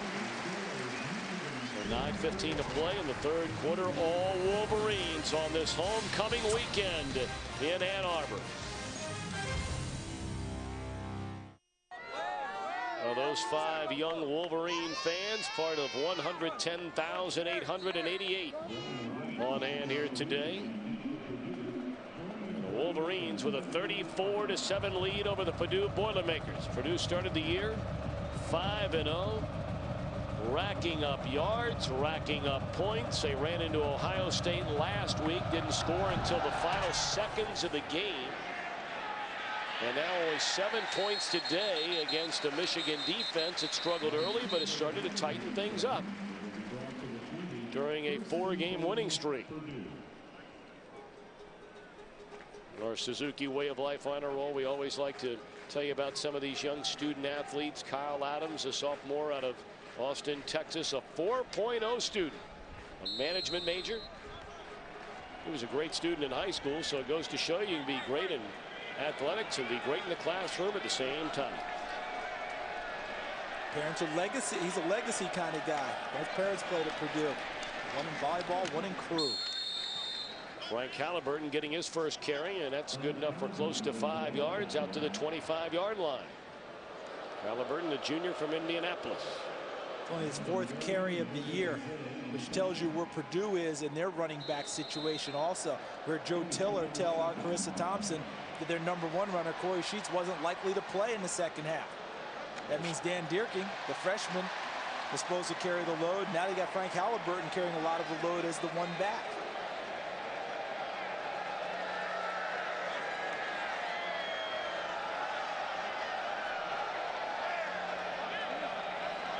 Play clock appeared to have expired. It did.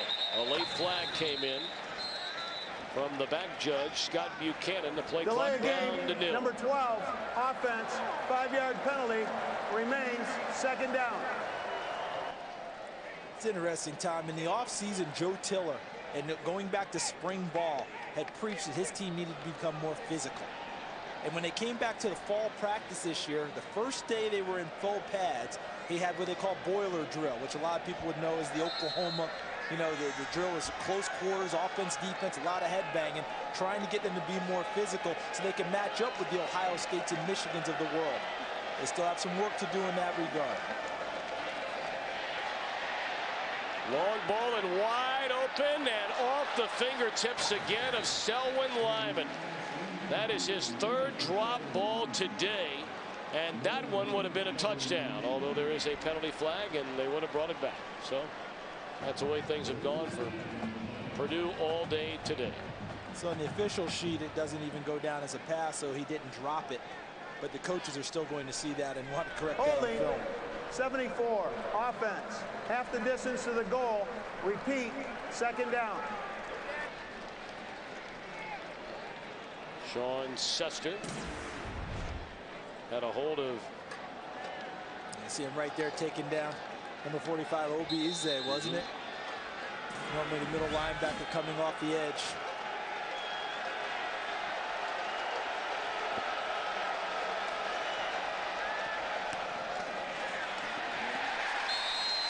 Well, Selwyn Lyman hanging on to the football this time, but only a 2-yard gain. 3rd down and forever upcoming for Purdue. We're under 8 minutes here in the 3rd quarter, and Michigan a 34-7 lead. The Wolverines trying to make it 5 straight wins.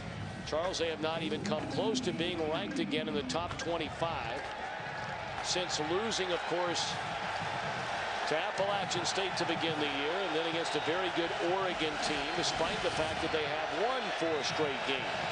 They win today, they will have a golden opportunity to get back into the top 25.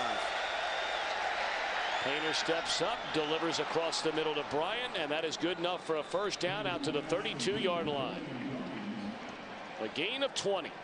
That one was well thrown, well executed by Purdue. That was a really sharp throw. Watch coming into the middle, right in this area. Beautifully thrown ball by Curtis Painter, and look at the protection he had. Able to set his feet, step into the throw, and rifle it.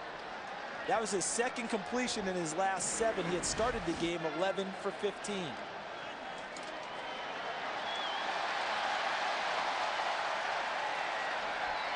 Halliburton on 1st down. I tell you, the big fella, you mentioned he only had 3 carries the entire year until now. Back-to-back carries here on this drive, and I mean, that man carries the ball on a mission. But you know what he's going to be doing? He's going to be spending time with his running backs coach Joel Thomas and lobbying the rest of the guys. Hey, you know, if the other guys don't want to carry the ball, big 44 will carry it. No problem. You know, I blocked enough for everyone else. I don't mind touching it and toting it. Heck no.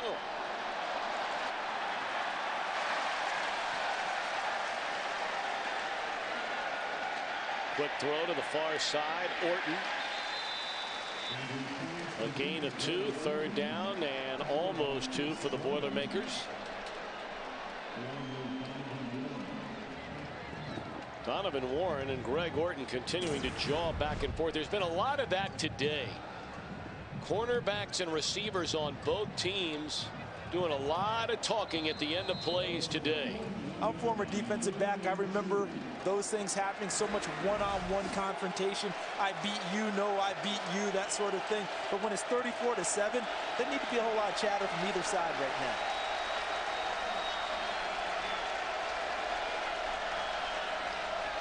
Third down. And a catch is made by Orton. That's good enough for a first down to the 45-yard line.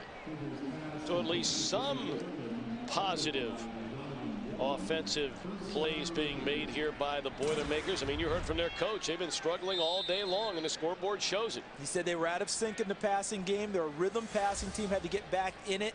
This is the best rhythm they've shown in a long time in being able to step and deliver the ball. That was just Greg Orton's third catch of the ball game. And Dorian Bryant has 4 catches for the ball game. Play fake to Halliburton. And the throw to the tight end, Dustin Keller, is good enough for another first down into Michigan territory to the 37-yard line. And Curtis Painter has had time to throw the football. 17-yard gain this time on the connection to Keller. But what you like about it is he's getting time to throw the ball. You always hear them say, got to keep the quarterback's feet clean so he can step into throws. That has happened on this drive. Don't be surprised if Ron English says, enough of this from the Michigan side. Let's go after it. Halliburton able to get back to the line of scrimmage after being hit initially by Chris Graham 2 yards behind the line of scrimmage. So the clock now under 5 minutes to play in the third quarter. Look at how the defensive line just controlled the Purdue offensive line and had such penetration into the backfield that it allowed everyone to swarm and make the play. Terrence Taylor, number 67, the first guy to show up.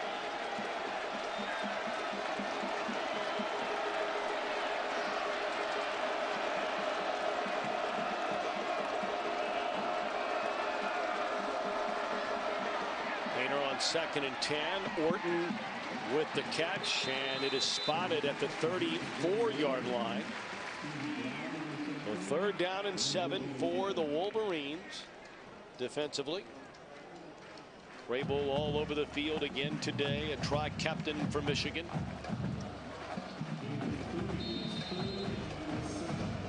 Very good look at Brandon Minor. He left on the first drive of the second half with some kind of leg injury. For those of you just joining us, we have not heard about the condition of one Mike Hart, the leading rusher in the country, who had to leave the game with some kind of injury. Good pickup on the blitz, and that'll be a late hit, I would think. Yeah, maybe not. Different rule. You know, and on the other level, the quarterback's protected more when he starts his slide. Here it's the completion of the play, through the completion. And the Michigan players played through it. So as he started to slide, he's not a protected, player like you would have on the Sunday guys. Of course, ask Sean Crable all about that quarterback protection stuff. Of course, he was a man who was whistled for the infraction of the hit against Troy Smith on a critical drive in that game against Ohio State last year. He still doesn't believe the flag. Right. Unfortunately, it went against him, and Ohio State scored the game-winning touchdown. So 4th down, Purdue trailing 34-7. They'll go for it. And they're coming after Painter. And it's incomplete, trying to hit Orton down at the 25. Michigan takes over on down. What I liked about the defensive call by Ron English is that this is the personality of the Michigan defense. That's what he talked about with us in our meeting with him yesterday. We need to play to our personality. As Brandon Minor gets carted off back to the locker room where they'll tend to him with the latest injury for the running backs here at Michigan. But the Michigan defensive coaches on that play, they didn't sit back. They said, we're going to go after the quarterback, play man coverage behind it, and let's see how it turns out. It turned out well for their defense. Unfortunately, their running backs, not a good day in terms of injuries. Well, like the situation with Mike Hart, we certainly hope that Brandon Minor is okay as well. A first down throw to Mario Manningham, and he has another 10 yards. Now to the 44-yard line. Caught from behind by Anthony Haygood. A career day for Mario Manningham. With 7 catches now.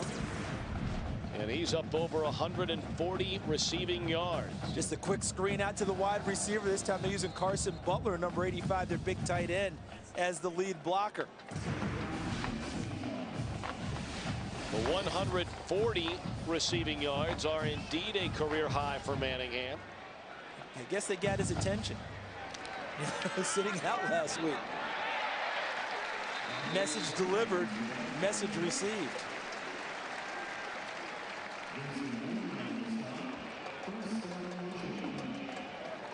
No, I know it wasn't termed a suspension by Michigan. Those were we found that out yesterday. Whatever everyone else's words were. But whatever it was, obviously, Mario Manningham knew what Lloyd Carr was saying to him, even if he didn't actually have to say anything. We need better production. He's giving it to him today. Well, that's the first thing that hadn't gone his way all day. Eyes too wide. You know what I mean? Eyes wide shut, apparently. He thought he saw the opening, and what he was doing was watch Manningham, because the opening's going to occur back in here. All right, and he sees it. Go. Oh! Oh! He was already thinking it's kind of like the golf shot, right? Thinking I'm looking up to see the shot, but guess what? I missed the ball. I didn't hit it. Where it's rolling straight right. Oh, why is it going in the water? Ready to hand it off to Carlos Brown on 2nd down and 10, and he picks up 3. Well, a couple of storylines certainly at the conclusion of this game that we will learn more about. First and foremost will be the condition of Mike Hart. We are still waiting from some kind of report from the Michigan locker room since they took Mike Hart in there at halftime. So that'll be the first question most people want to know. Then they'll want to know about Brandon Minor. And on the Purdue side, they're going to wonder about Corey Sheets. And the collective psyche of the Purdue football team. Off to that great 5-0 start before back-to-back tough days against the powerhouses and bullies of the Big Ten. In traffic, Manningham watches as his teammate Arrington makes the catch. Let's send it back downstairs to Carissa Thompson. Well, you guys, I'm being told Mike Hart is on the sidelines. I'm looking for him right now. He's in street clothes. He's been spotted, it appears.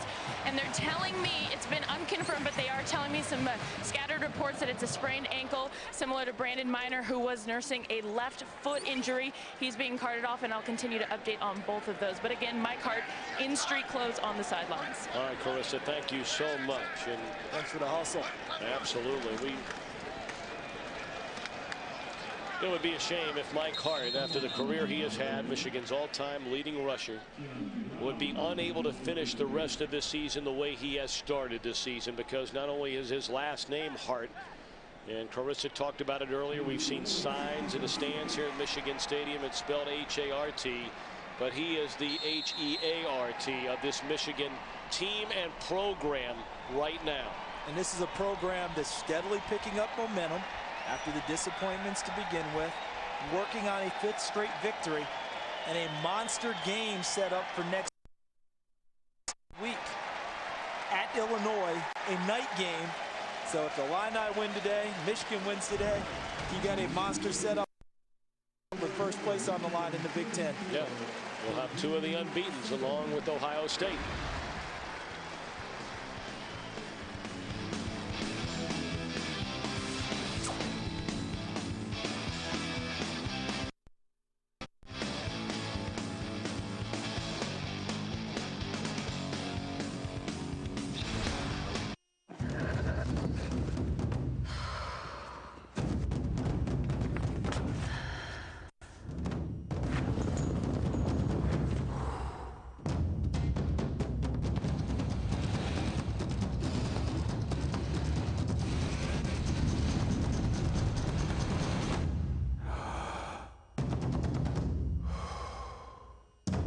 The Range Rover Sport.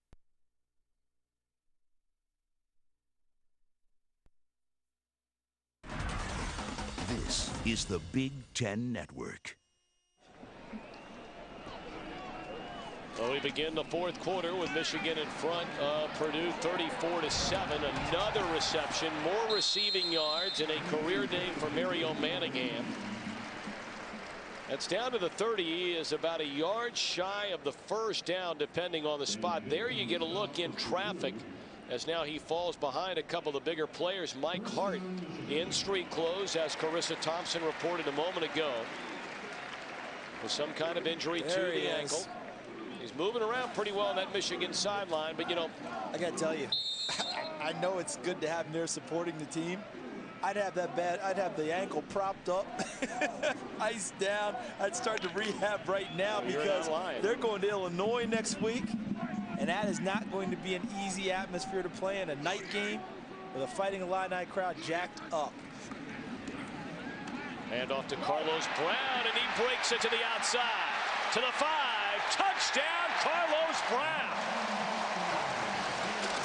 29-yard run. And Mike Hart, his biggest cheerleader, over on the sideline. You can read his lips. He said, "I'm not that fast."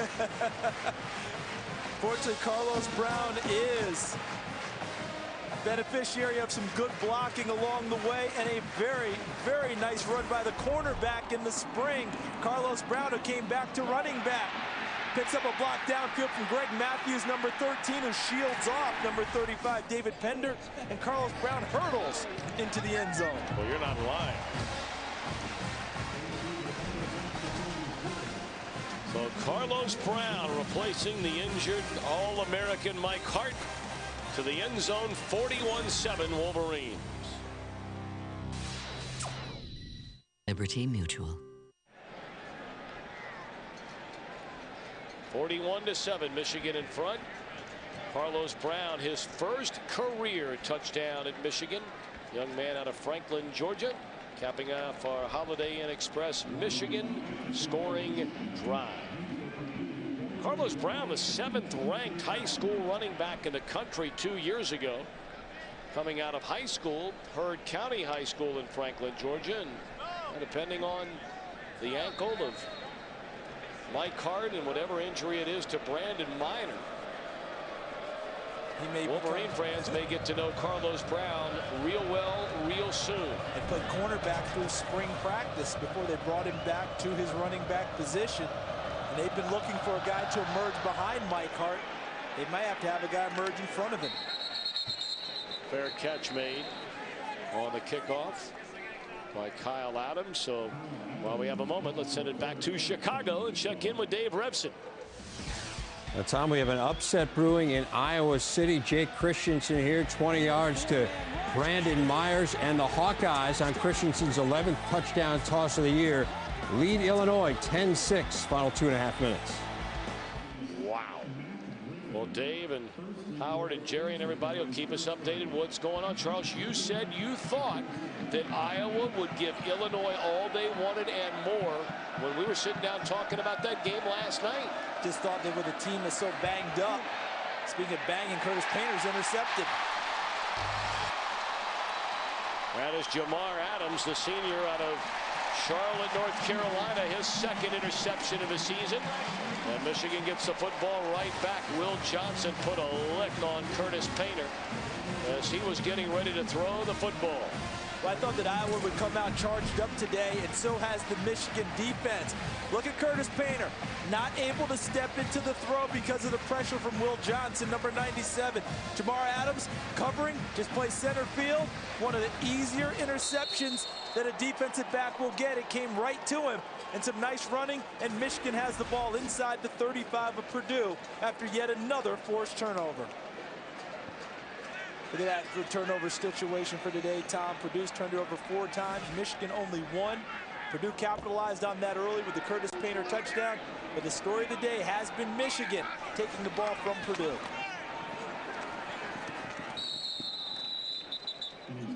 Greg Matthews on the first down reception. Picks up a yard. Well, the Michigan Wolverines, depending on what happens, obviously, between Illinois and Iowa, would be one of 2 remaining unbeaten teams in the Big Ten Conference. And you know who the other one is. The 3rd-ranked Ohio State Buckeyes. Michigan now with 23 forced turnovers. Second only to one of the great stories in college football this year, the Cincinnati Bearcats. Under first-year head coach Brian Kelly, who is a quote-unquote Michigan guy, meaning he is born and raised in the state of Michigan. Won national titles at Grand Valley. He's a name that is starting to get on the radar screen as Brian Kelly. It's only his first year at Cincinnati. Was hired away from Central Michigan. Look at the left side of the Michigan offensive line, led by the All-American Jake Long, number 77. They're getting the push. And Carlos Brown, now the recipient of that great effort up front that Mike Hart had been used to getting. Finish a thought on Brian Kelly. When people start talking about who will replace whenever that day will come Lloyd Carr here in Michigan, the most frequently mentioned name is Les Miles, a Michigan man. Went to school here and played for Bo and coached under Bo. And, of course, he's a head coach at LSU. Jim Harbaugh's name always seems to come up. And whether or not maybe a little less so after this summer. Yeah, after this summer and some of the comments that he made. But all of a sudden, Brian Kelly's name is starting to be found on some of those lists or in some of that discussion. I just tell you now, from talking with some people around the country who I will not say have been speaking to me for their own good, his name is on a lot of lists for places in case openings come up, not just here in his home state. And they're already trying to talk about signing Kelly to a long-term contract there in Cincinnati. And if you do, get a clause in there that says when you sign this, you're going to be here for a little while. You know, if you batten down the hatches, because he's the type of guy that's already attracted a lot of attention. I think a number of people were actually surprised he took the Cincinnati job. I think there were a number of people who thought they would so-called hold out for another place, but he knew what Cincinnati had put in place. He knew that Mark D'Antonio, now the head coach of Michigan State, had already built a nice structure. That was a bowl team last year. People may have forgotten that already. And he's taken it and moved it forward. And he's still in the game, hands it off again to Carlos Brown, and he's run down at the 20. Down and 12. Let's take a look at our Cargill passing combination, and that has been right on target today. Chad Henne and Mario Manningham. Manningham, a career high 147 yards. It's been good for Manningham. After missing last week, sat down for whatever reason, comes back and really plays awfully well.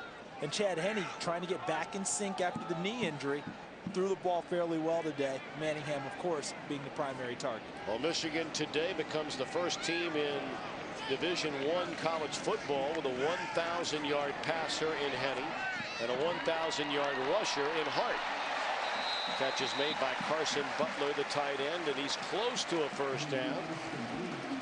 He needed to get to the 12, and he's about a yard short. Chad Henne just steps back in the pocket. Look at how clean things are for him. There is no one in a white shirt even close to him. Again, able to step into his throw and deliver. And now they'll go for it on 4th and short. Clock running now, under 11 minutes to play. Chad Henne, like Mike Hart, like Jake Long, 3 seniors deciding to come back after their junior year. And that is a run, and all the way down to the 1-yard line for Carlos Brown. He got his first touchdown on the last Michigan drive. Hand it to him again here in a minute and try to get him number 2. And was there any doubt that they would come to the left side where Jake Long, number 77, resides? There's Carson Butler, number 85, the tight end. Adam Krause, number 50, possibly All-America mention. Would not be surprised if they come back to Carlos Brown right now and find number 77. Remember when Greg Skrepenick was here at Michigan? And Bo used to say, I want to run it over the big boy. Well, they ran it behind Long. Brown took a shot, but a second effort gets him into the end zone. Boy, he took a lick from Josh Ferguson. But Carlos Brown, number 3 on the depth chart, has rushed for 65 yards since coming in the game, and now 2 scores. And the big guys up front gave just enough, but a good job of keeping his feet after the initial hit. Looked like Anthony Haygood, number 42, with the first pop on him, and then he's able to fall into the end zone.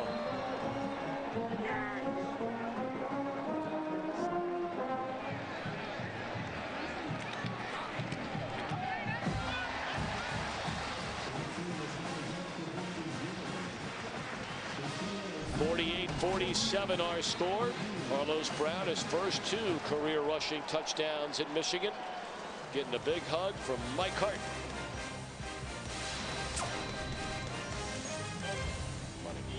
Money.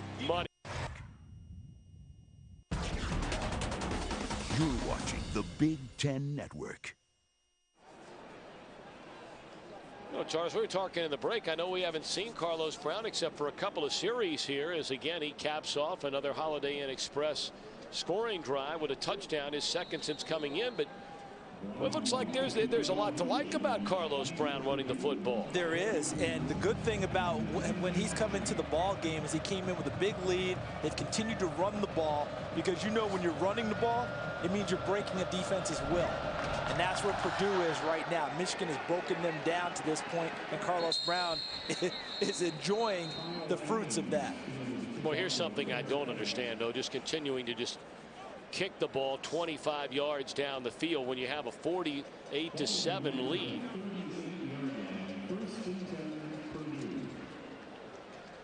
But I'm sure there's a reason. It's a show for all Big Ten fans, featuring highlights, analysis, interviews, and much more. The Big Ten tonight, every night, right here on the Big Ten Network. Tom, I think that what they try to do is they want that ball down at least around the 20-yard line, and they're just not getting it that far on the pop kick. Joey Elliott now takes over at quarterback for Curtis Payne. And a quick flip there to Orton, who took a couple of hits. That looked like he was beyond the line of scrimmage. There's a lot of whistles being blown right now. There may be someone coming to discuss that with our referee. Well, he might have been beyond the line of scrimmage, but did he lateral the ball? That's probably what they're discussing right now, because I see the officials in a nice little huddle. Lateral, forward, lateral. What you got? What do you got? Yeah, I don't know. What about you? Yeah, all right. Okay, you spot it. I'll tell them. It was not an illegal pass. It was a backward pass, but beyond the line. Second down. Okay. Well, there we have it. Like the way they all got together to register what they saw before rendering a decision. Fake there. Yes. Close. But I understand what it is, because we have to remember a lateral can be thrown in any type of motion. As long as the guy's behind you or lateral to you, it's a legal play. You can kick it to him. Yeah, do whatever you want with it.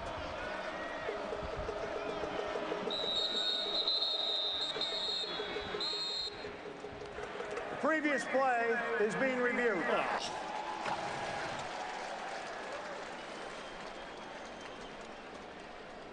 Tom Ransom, the replay official, will take a look at it. I mean, he might be right. Might very well be right. I do know this. One of the things they tell you in the replay is you do kind of take into account score, time of the game, about certain reviews and certain things. But if he thinks he's got it, he wants to make sure. It's hard to tell with a forward progress is because everyone's in motion. Yeah. Because it doesn't stay static. Well, let's just see where he's standing. See where he is. All right. We get him right there. All right. So now he's getting rid of the football. Go. And I think that's going to be forward. Yeah. That will be overturned. That one's going to be forward. So Tom Ramson's saying, listen, I know what I'm doing up here. All right, Charles Davis, no one asked you for your help. Well, at this point, you ought to allow Purdue just to run down the field and throw it wherever they want when you're down 48-7.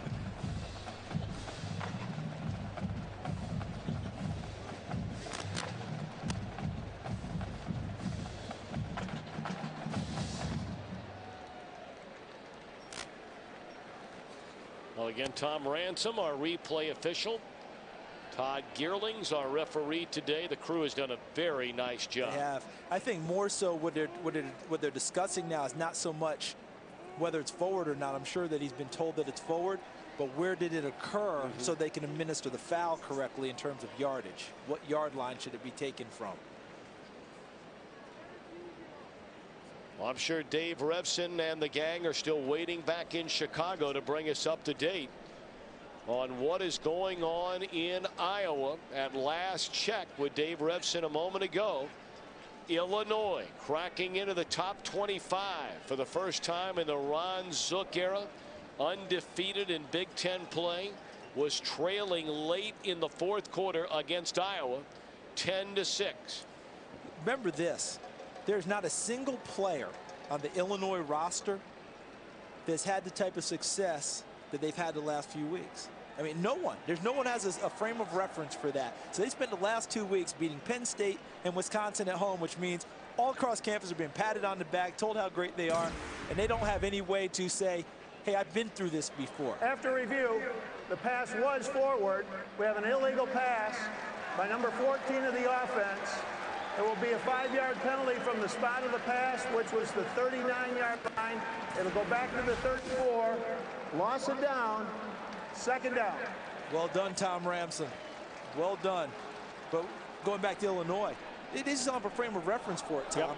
If you're talking to a young man at a program, and while keeping in the Big Ten, at Ohio State, at Michigan traditionally, they understand the mantle of carrying around success. So week in, week out, they're used to people coming after them and being the hunted. Illinois has been the hunter, trying to get wins. Now, oh, whoa, we're the decided favorite on the road in the Big Ten, and everyone's told us we're great for 2 weeks. How would they handle it? That's what they're going through today.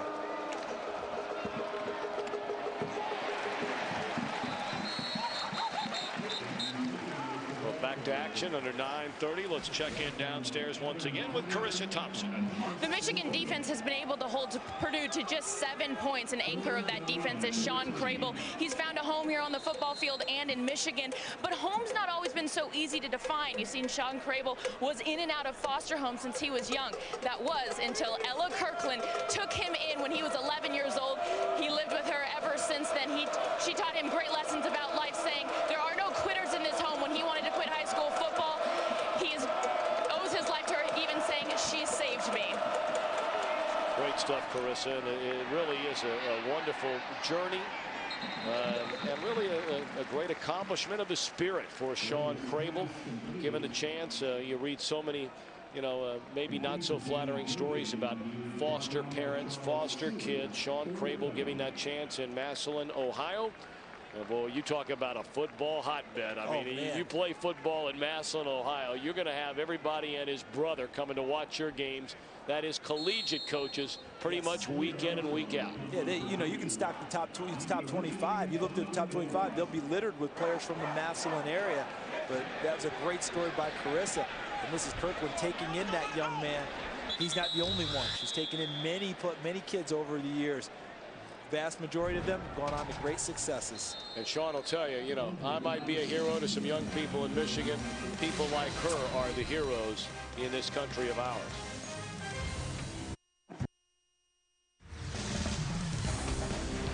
Big Ten Network Football is brought to you by U.S. Bank, home of the 5-star service guarantee. By Yield Guard VT Triple, the yield protection system. And by Buffalo Wild Wings. You have to be here.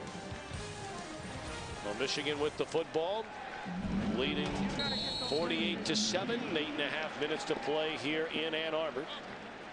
And a lot of players who have not had much of a chance to play so far this season getting minutes and time here. Mike Milano getting his first carry of the season for the Wolverines.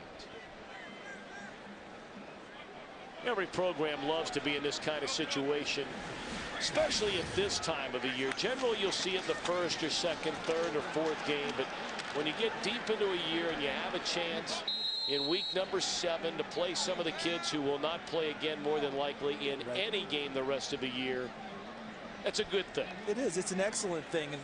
And Ryan Mallett, the backup quarterback, now in getting some snaps to help his future development. I remember playing at Tennessee, Tom, and we were playing a game where we were a decided favorite. Thought we were going to win big, and that's when the guys who don't get to play much are like, hey, this is a great week. Come on, guys, get out there. Well, we end up struggling. We played poorly, end up going to late in the fourth quarter before the thing gets decided. The whole next week, all the backup guys didn't want to speak to us because they had told their girlfriends, their family, I'm going to play this week. And you guys came and get us on the field. Throw to the true freshman junior Hemingway, and a penalty flag comes in. That'll be pass interference on the Boilermakers defense. Pass interference, number 10, defense. Spot foul, automatic, first down. It's Royce Adams, sophomore out of Cleveland. Former starter, lost his job this week. One on the air and in the ground. Told you Michigan, the first team in Division I football this season with a 1,000-yard passer and a 1,000-yard rusher. Of course, Hart came into the game the leading rusher in the country. But what will be his status looking ahead next week to Illinois and beyond? We saw Ohio State's outstanding young running back Chris Wells injure his ankle going back to last spring, again in the fall, and it has been an on-again, off-again battle for Wells this entire year to get on the field. Those are the types of injuries that don't heal quickly because you're still playing on them, trying to help your ball club out. The only thing that helps those injuries truly is rest, and compression. So it is going to be a tough battle to have Mike Hart back 100% the rest of the way. Another true freshman, Tony Clemens, out of Kensington, Pennsylvania, makes the catch. And here's the injury to Hart. It looked terrible. I mean, it looked like you thought a knee, right? First thing. You can't help but think that when you get twisted up in that type of a pile. Obviously in a lot of pain over on the sideline. The good thing we've seen is that he's out there supporting his ball club. Big smile on his face. We certainly hope that he'll be okay for next week. That is an injured right ankle for Mike Hart. All right, so this will be 5 consecutive wins for Michigan. And we take a peek ahead and see what might be upcoming for the Wolverines, as a flag will stop the play before it ever gets off the ground. Jermaine Gwynn looked like he moved early. Dead ball, illegal snap. Number 70, 5-yard penalty, remains 3rd down. Typically means he moved the ball and didn't actually snap it, kind of tried to draw people off, maybe not intentionally, but that's what happened. It's Jeremy Chula, center now. Our copyrighted telecast presented by authority, the Big Ten Conference, and may not be reproduced or retransmitted in any form. Any accounts and descriptions of this game may not be disseminated without the express written consent of the Big Ten Conference. I think that means you need permission, right? That's exactly what it means. Throw is too high for Junior Hemingway. All right, let's take a peek ahead for the Wolverines. We talked about the real meat of their schedule is coming up late. Well, many people thought the Illinois game was going to be a huge one. It still is, even though Illinois, as I understand it, has lost at Iowa today. Unbelievably. All right, then Minnesota at Michigan State. You know what that means if it's Michigan versus Michigan State here. At Wisconsin, who has a chance to creep back up towards the top 10. And then, of course, Ohio State here to end the season. When they were 0-2, how many people envisioned that Michigan would still be talking about winning a Big Ten title at this stage of the season? Maybe not very many people, but that's exactly what we're talking about. Dorian Bryant returning the football, completely crossing the field, and he'll just run out of bounds at the 29-yard line. Let's take a look at the Cooper tires. Big stop of the game. There have been plenty of those today for the Michigan defense. Yeah, I believe this one happened early in the game. Bam. As they combine to meet the running back, Dan Durkin. That's Tim Jamison, number 90. Will Johnson, 97. Sean Crable, Terrence Taylor. And boy, has this been a tough day. Look at this. Tell you that John Deere tractor's running out of fuel. Look at that. It's right there. You see that there's an ice bag on his right calf.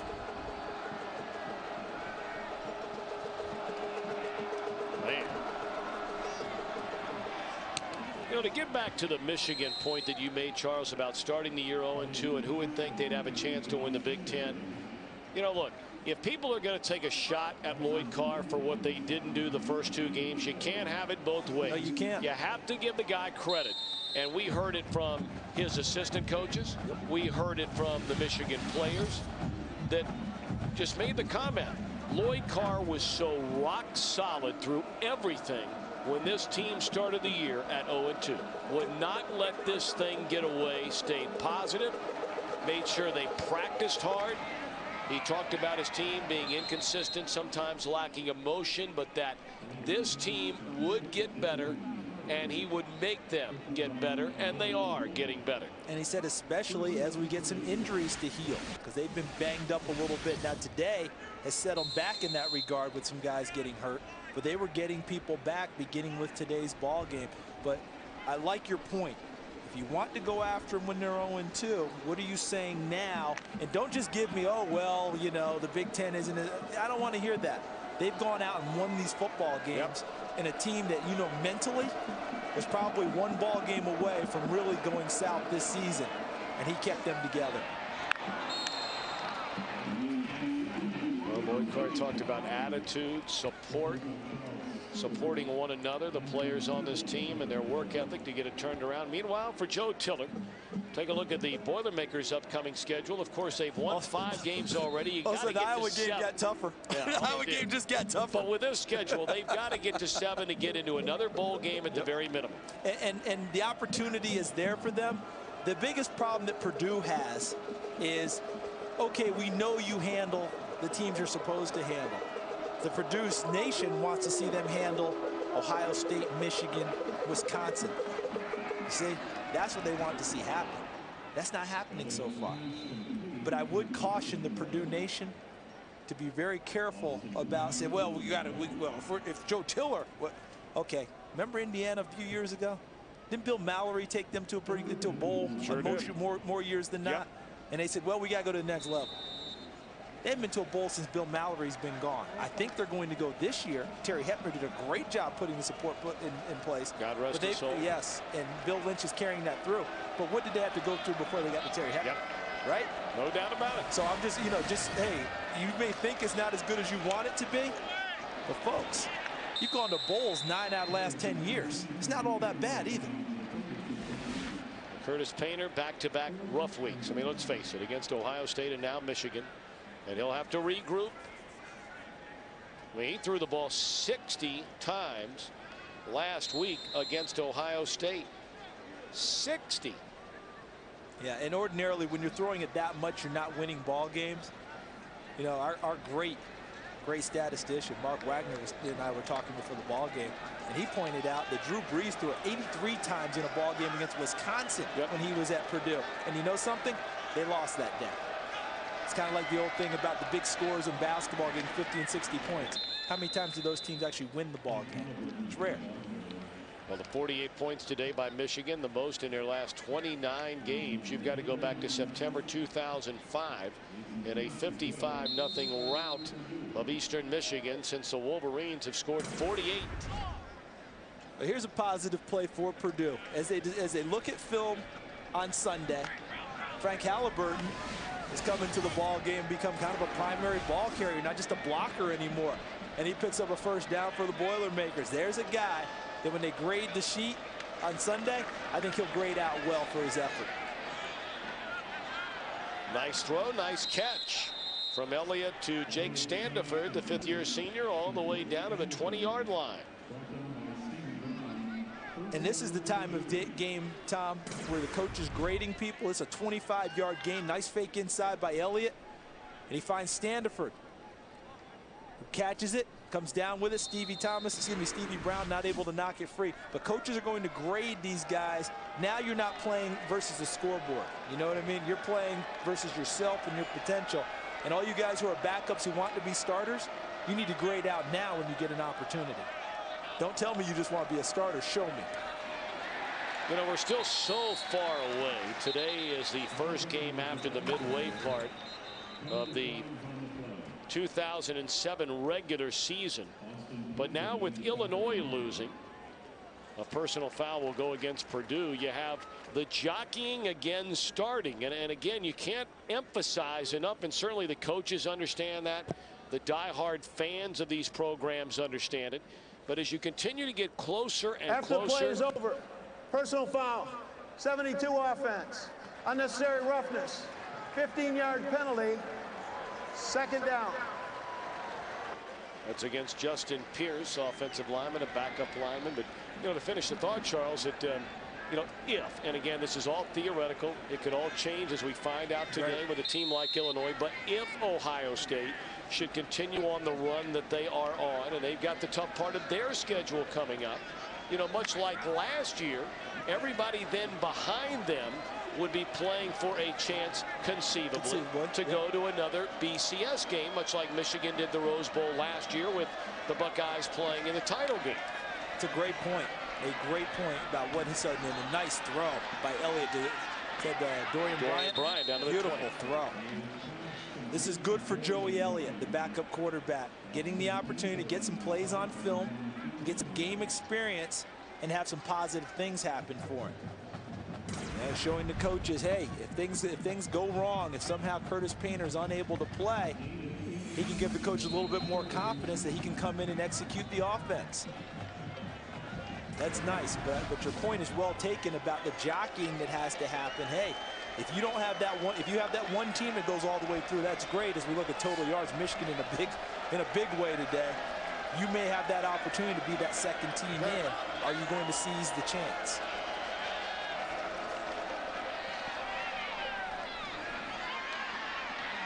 You know, we've gotten to a day and age anymore, and it's hard to understand, but we've gotten to a day and age, you know, where if you're not playing for the national championship anymore, some people look at your season as though it's some kind of a failure, when we all know nothing could be further from the truth. I mean, if you're a Michigan team that started the year, and using, you know, the Wolverines as an example, obviously one of the great programs in college football, but you start the year 0-2 and you take the beating that this program took, that head coach took nationally this season, losing to Appalachian State, getting undressed by Oregon.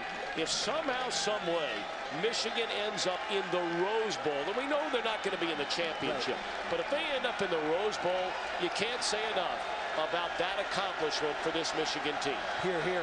Big fourth down play for Purdue. And again, it's Halliburton, and again, he's the man who cashes in and gets it down to the 9. Clock running now under 2 minutes once they started back up following the first down.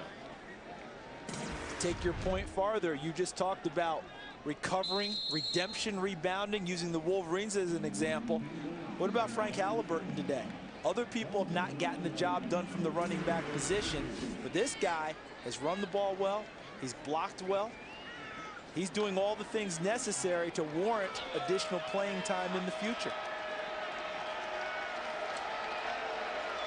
Told you, Halliburton out of Indianapolis, Indiana. And the throw to the tight end, and Keller spins his way down to the 1-yard line. Halliburton had not touched the football his first 2 years at Purdue.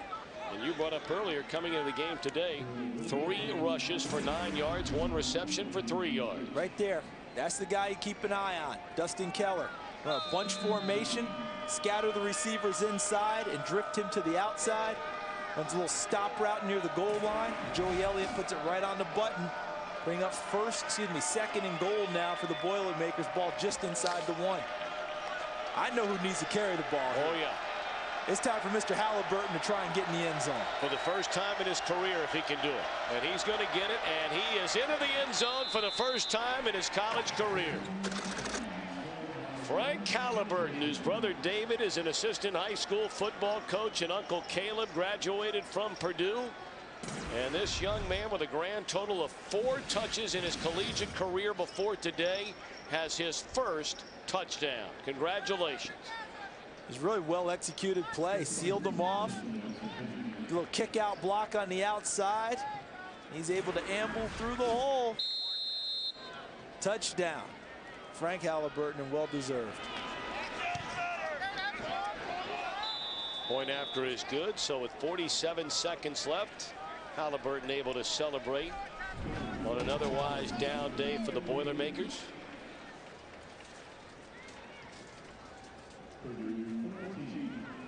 You know, we're talking about, you know, being able to bounce back. I mean, when you look at that Purdue schedule, now granted there are some tough games there, including a trip to Happy Valley, but I mean, if all of a sudden this team finds a way to win 9 games, 8 games this season, it's a very good year. And they very well could do that.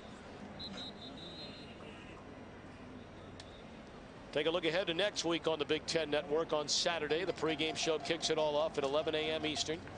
Then you'll be in Madison at Camp Randall Stadium, seeing our old buddy Barry Alvarez up there. Northern Illinois. State and Minnesota also playing at noon Eastern. The post-game show right after both of those games, in the finale, bringing you all the day's action at 11 Eastern, 10 Central. And speaking of Barry Alvarez, do you know what Lloyd Carr has done today with this victory? He has tied Barry Alvarez in the number of victories in Big Ten. In Big Ten history, was it 116, yes, I believe, is in terms of the head coach. I think that's 9th all-time in Big Ten history for a number of wins by a coach. And next week at Illinois, he goes to break that tie. Onside kick is recovered by Purdue. It took that second bounce and then popped in the air, and that's exactly what you want. And how about that? Selwyn Lyman able to hang on to the football. The hands team on all, there's, you know, on defense you have a hands team to guard against the onside kick. You also have a hands team on offense when you're trying to gain the onside kick.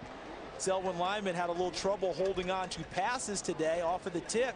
This time he catches it, gets the feet down in bounds, and Purdue recovers as they continue to try to have a little bit of a better taste in their mouths as they exit Michigan Stadium. They're not going to win, but they'd like to get downfield and get one more score if possible. Joey Elliott to the tight end Keller. Get out of bounds. Yep, gets out of bounds. Clock stops, 38 seconds left. Now, I know a lot of old-time coaches that wouldn't have onside kicked there, Tom. You know why? Because they would have said, you know, there's only a finite number of times you're going to get an onside kick. I'm going to save it when I really Absolutely. need it. I get one old-time coach in mind, but one last thing about Michigan and their offense today, Tom. You know, a lot of people talk about them being simplistic in the running game, a little more multiple in the passing, but overall, you know, they're not a spread team. It's not that sexy offense of the 2000s type of a deal. Weeb Ewbank, the Hall of Fame coach, won the Super Bowl, the New York Jets. You know what he used to say? Brilliance is in simplicity. And if you look at the Michigan program, there's a lot of simplicity to it. But look at the number of wins over the years. Oh, yeah. I mean, more than any other college football program. 100 wins since 1997, I believe we were talking earlier. I mean, you know, a national title in 97. They contended for it before. Last year it came down to them or Ohio State. One of them was going to play for a national championship. Brilliance is in simplicity. It's a great line. Yeah, the only two schools that have won more games in Michigan going back to 97 are the Wolverines' bitter rival, Ohio State, and then our friends out in Boise, Idaho. The Broncos. We had a chance to get out there last year leading up to our coverage on Fox Sports of the Fiesta Bowl.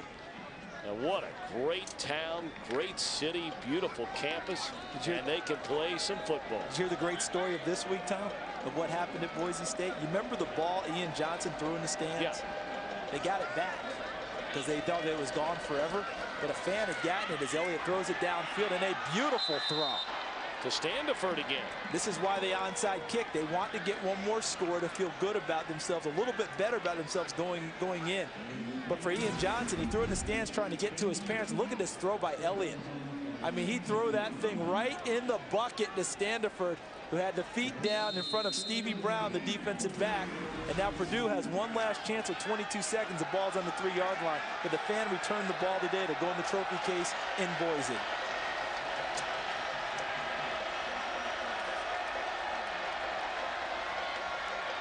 Throw out of the back of the end zone.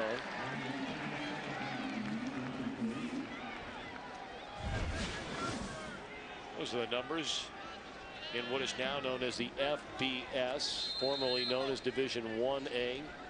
Why did they change that Football name? Bowl subdivision. Why the change? You're connected with all the big wigs in college football. Why does it go for D1? I got touchy-feely D1A, D1 double A. Because you had a number of people who thought 1 double A sounded like second class. So they wanted to change it. Nice play on the corner by number 30, James Rogers. This is very nicely done on the slant route. Elliott trying to connect and get into the end zone one more time. Rogers drives on the ball in front of Orton, number 21, and knocks it away. I'm being told that the NCAA said that that's more marketable, the BCS or the. Oh, okay. All right. FCS. Football Bowl subdivision. Throw and batted down. Good coverage there by Charles Stewart on the pass attempt in the end zone to Dorian Bryant. So 4th down and goal with 12 seconds remaining. See, as big as it is for Purdue to try to get one more score to feel good getting on the bus and the plane going back to West Lafayette, it's equally important to the guys on defense now for Michigan who are not the frontline guys. You know, they do not want to go into the film room and show coaches on film that they gave up the two last scores in the last minute. Elliott out of the shotgun, throws, touchdown to Dorian Bryant. So Elliott comes in the game, and the redshirt sophomore out of Evansville, Indiana, throws for well over 100 yards in relief of Painter and puts 14 points on the board.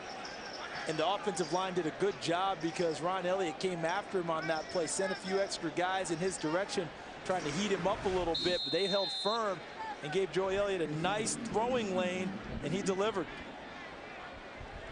Point after is good, and that makes it 48-21 Michigan.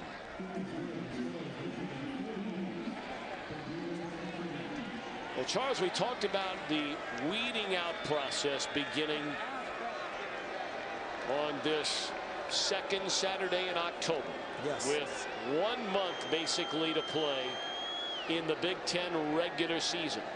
And at the end of play today, obviously there's a big one between Penn State and Wisconsin to be played later. That is a huge game for Penn State especially. And I mean, Penn State has already lost twice in the conference. To me, it's even bigger for Wisconsin. Well, that's what I'm saying. It's bigger for Wisconsin than Penn State. It's huge for Wisconsin because they still are in the hunt. Illinois' loss today, the loss by Illinois today, puts Wisconsin back in a good spot. Yep. You know, you look at it now, and what's funny is many people have had this conversation kind of below the radar as Michigan started to win games again. People said, you know, wouldn't it be funny if it came down to once again in this season of what seems to be uncertainty in the Big Ten, the same two playing for the title? Michigan is stating their case for it right now because they're making that happen. Yep. They are tracking to that. At the end of today, they and Ohio State will be the only two still unbeaten in the Big Ten. No, who would have thunk that when we walked out of here the first weekend in college football? No. Another onside kick. Didn't go 10 though, did it? Didn't go 10. Unless it was touched by a Michigan player.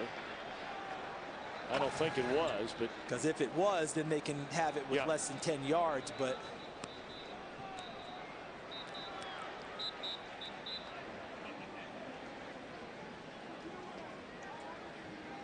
so I think these onside kicks are just a message from Joe Tiller to his team that he's going to play to the end no matter what. You know, not so much, I know we can't win the game, but I'm still trying to There's no flag on the play. The kick did not go 10 yards, but it was touched by the receiving team. First down, Purdue. So it was indeed touched by a Michigan player. So is this, you know, in the last 2 weeks, if I'm not mistaken, Michigan has actually given up 4 onside kicks. I think Eastern Michigan picked up 2 onside kicks last week in this type of situation. And here we go again, another week, Michigan up big. And onside kicks are once again given up by the Wolverines. So whoever the hands team coach is, he's going to get a little extra work in the next week. Oh, yeah. The good thing is they're in position where giving them up is not going to hurt them on the final scoreboard. Should be the final play of the afternoon on what has been a celebratory weekend, homecoming weekend in Ann Arbor, Michigan. That is incomplete, and that will end the game. Well, the Wolverines have now won 5 consecutive games. Final count today, Michigan 48, Purdue 21. The game's still in progress. We're going to send you there right now. Let's join Jim Kelly and Mike Tomczak standing by for the conclusion of Minnesota and Northwestern. See you next week. Welcome to those of you watching Purdue and Michigan. 4th and goal from the 4 in a wild one here at Northwestern. Mike Tomczak's alongside, Buckeye quarterback from the past. Minnesota has squandered a 21-point lead, but Northwestern led at 7-0. We've had an offensive explosion. Over 1,000 yards of offense between these two teams. Northwestern came in, 1 win, 5 losses. I'm sorry, Minnesota came in, 1 win and 5 losses. Northwestern 3 up and 3 down after that overtime last week against Michigan State.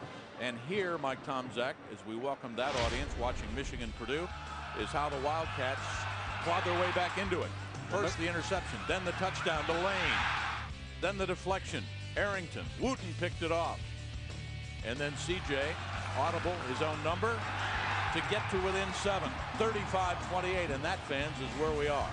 You always have to find that killer instinct. I don't care if you're 21 points up or 7 points up. A sign of a good team is being able to finish teams off when you have opportunities. And Minnesota's offense had opportunities, but everything lies on Minnesota's defense right now to keep them out of the end zone. Here's an opportunity for them to make a big play.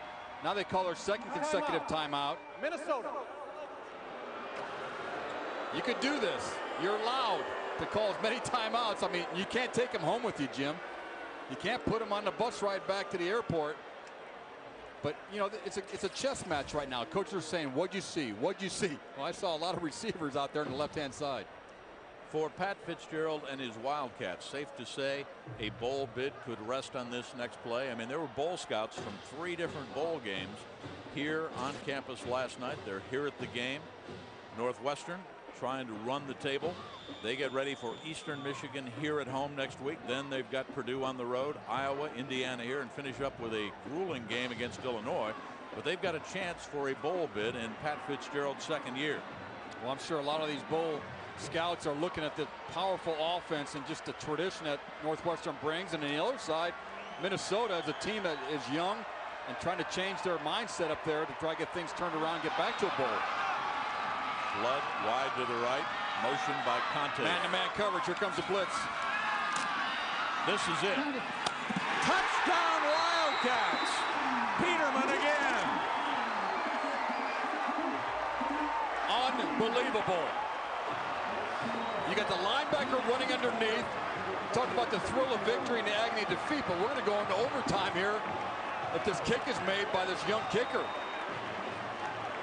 Amado Villarreal, the junior, who has missed 1 extra point. He came into this game 17 of 18 in the extra point department. He's also missed 2 field goals from 20 and 37.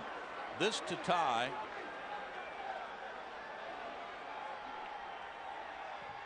After being behind by 21.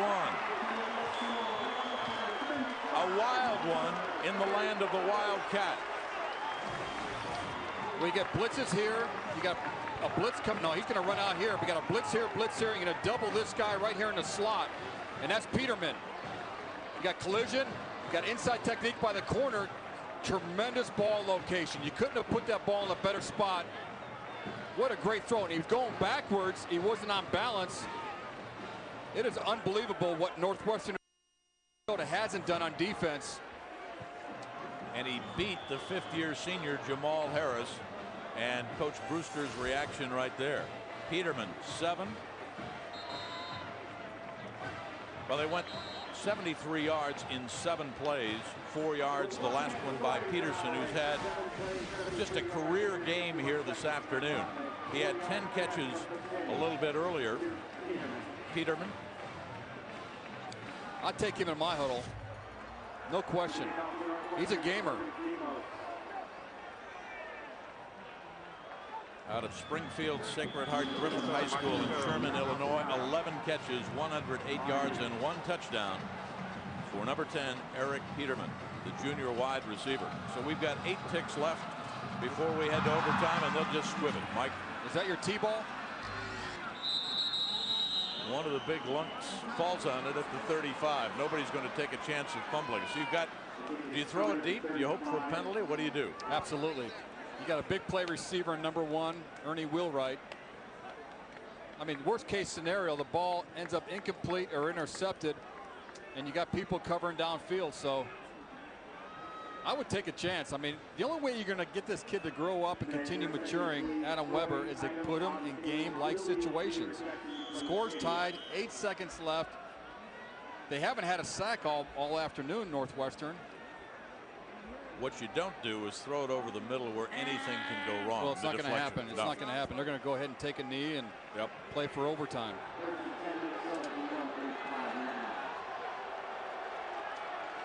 There was not a score, ladies and gentlemen, in this football game until 6:25 left to go in the first, when Northwestern took a 7-0 lead. We'll take a timeout. 35 for the Gophers, 35 for the Wildcats. A wild one on homecoming weekend. We're live on the Big Ten Network. Ryan Field here in Northwestern.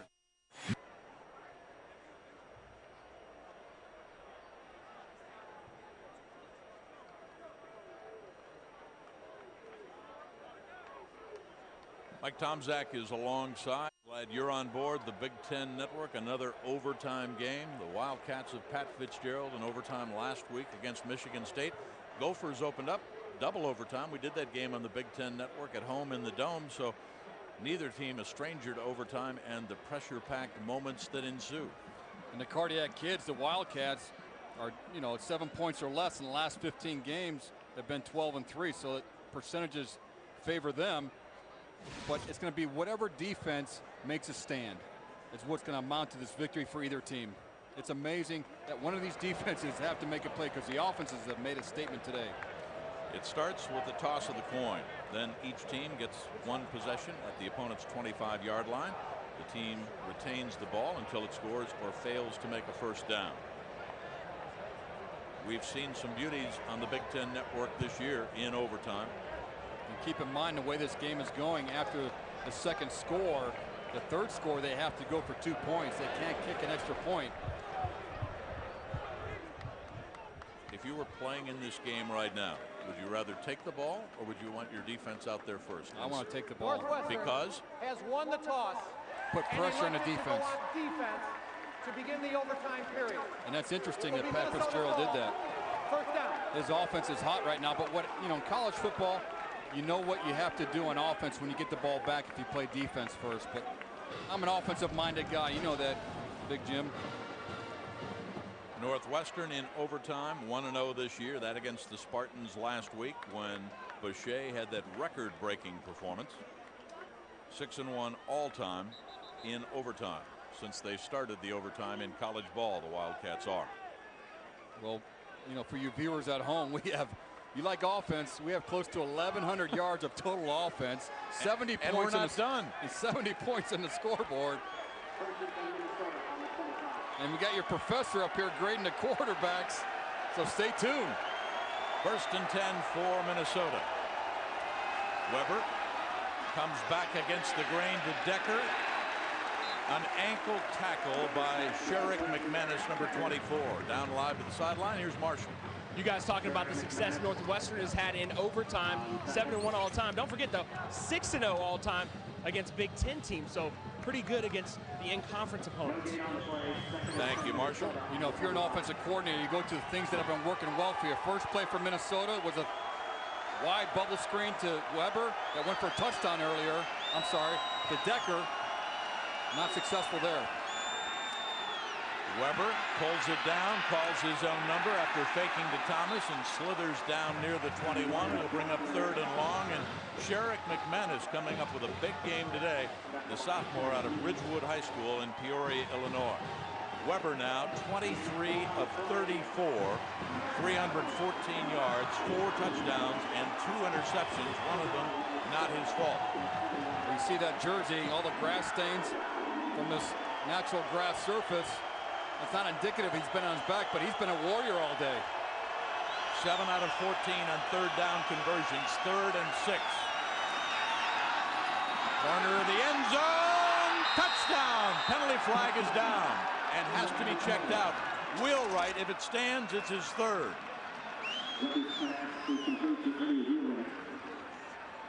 I'm sure this can be ruled a touchdown. Might be defensive interference. But you had man-to-man coverage. Both teams are feast or famine. Bring the blitz. Protect it. Number throw a 16 touchdown. on the defense. That penalty is declined. Touchdown. Up here on the left-hand side, you're going to get blitz here, blitz here, blitz here. And you got single coverage on the outside. And the end result, you beat them off the line of scrimmage. You throw it and get it at its highest point. Ernie Wheelwright has been extremely productive today. His 3rd touchdown reception. Wheelwright has been in Tim Brewster's crosshairs all season long. In fact, since the spring camp and the fall camp as well, his starting position has been razor thin. Coach Brewster said we need him to be a player, but he has to decide if he wants to be an everyday player, and he cannot go backwards and cannot go downhill. Well, today, 7 catches, 106 yards, and if it stands, they're looking at it upstairs, 3 touchdowns for the 5th-year senior Ernie Wheelwright out of Columbus. And there has to be something in that replay booth to make this call overturned. I don't. You could tell me differently. Just there, his feet are in bounds, and the reason they do that in overtime is to get it right. It's not what's right or who's right. Something like that. Hands are on the ball. Right foot came down. The officials right there had a good angle. Simmons is over the tight end and saying, okay, we're up by 7. Now our defense has to go to work.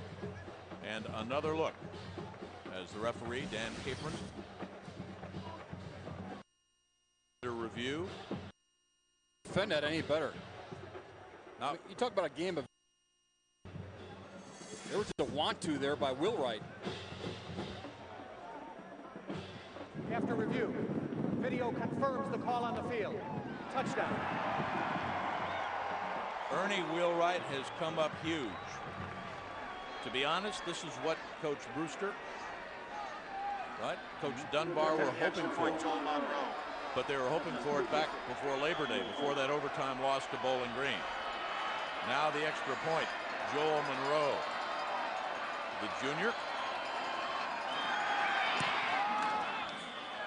And a 7-point Minnesota lead in overtime. Oh, by the way, the young quarterback just went from a B to a B+. That's his 5th touchdown pass. So now Northwestern must score. They'll start from the 25.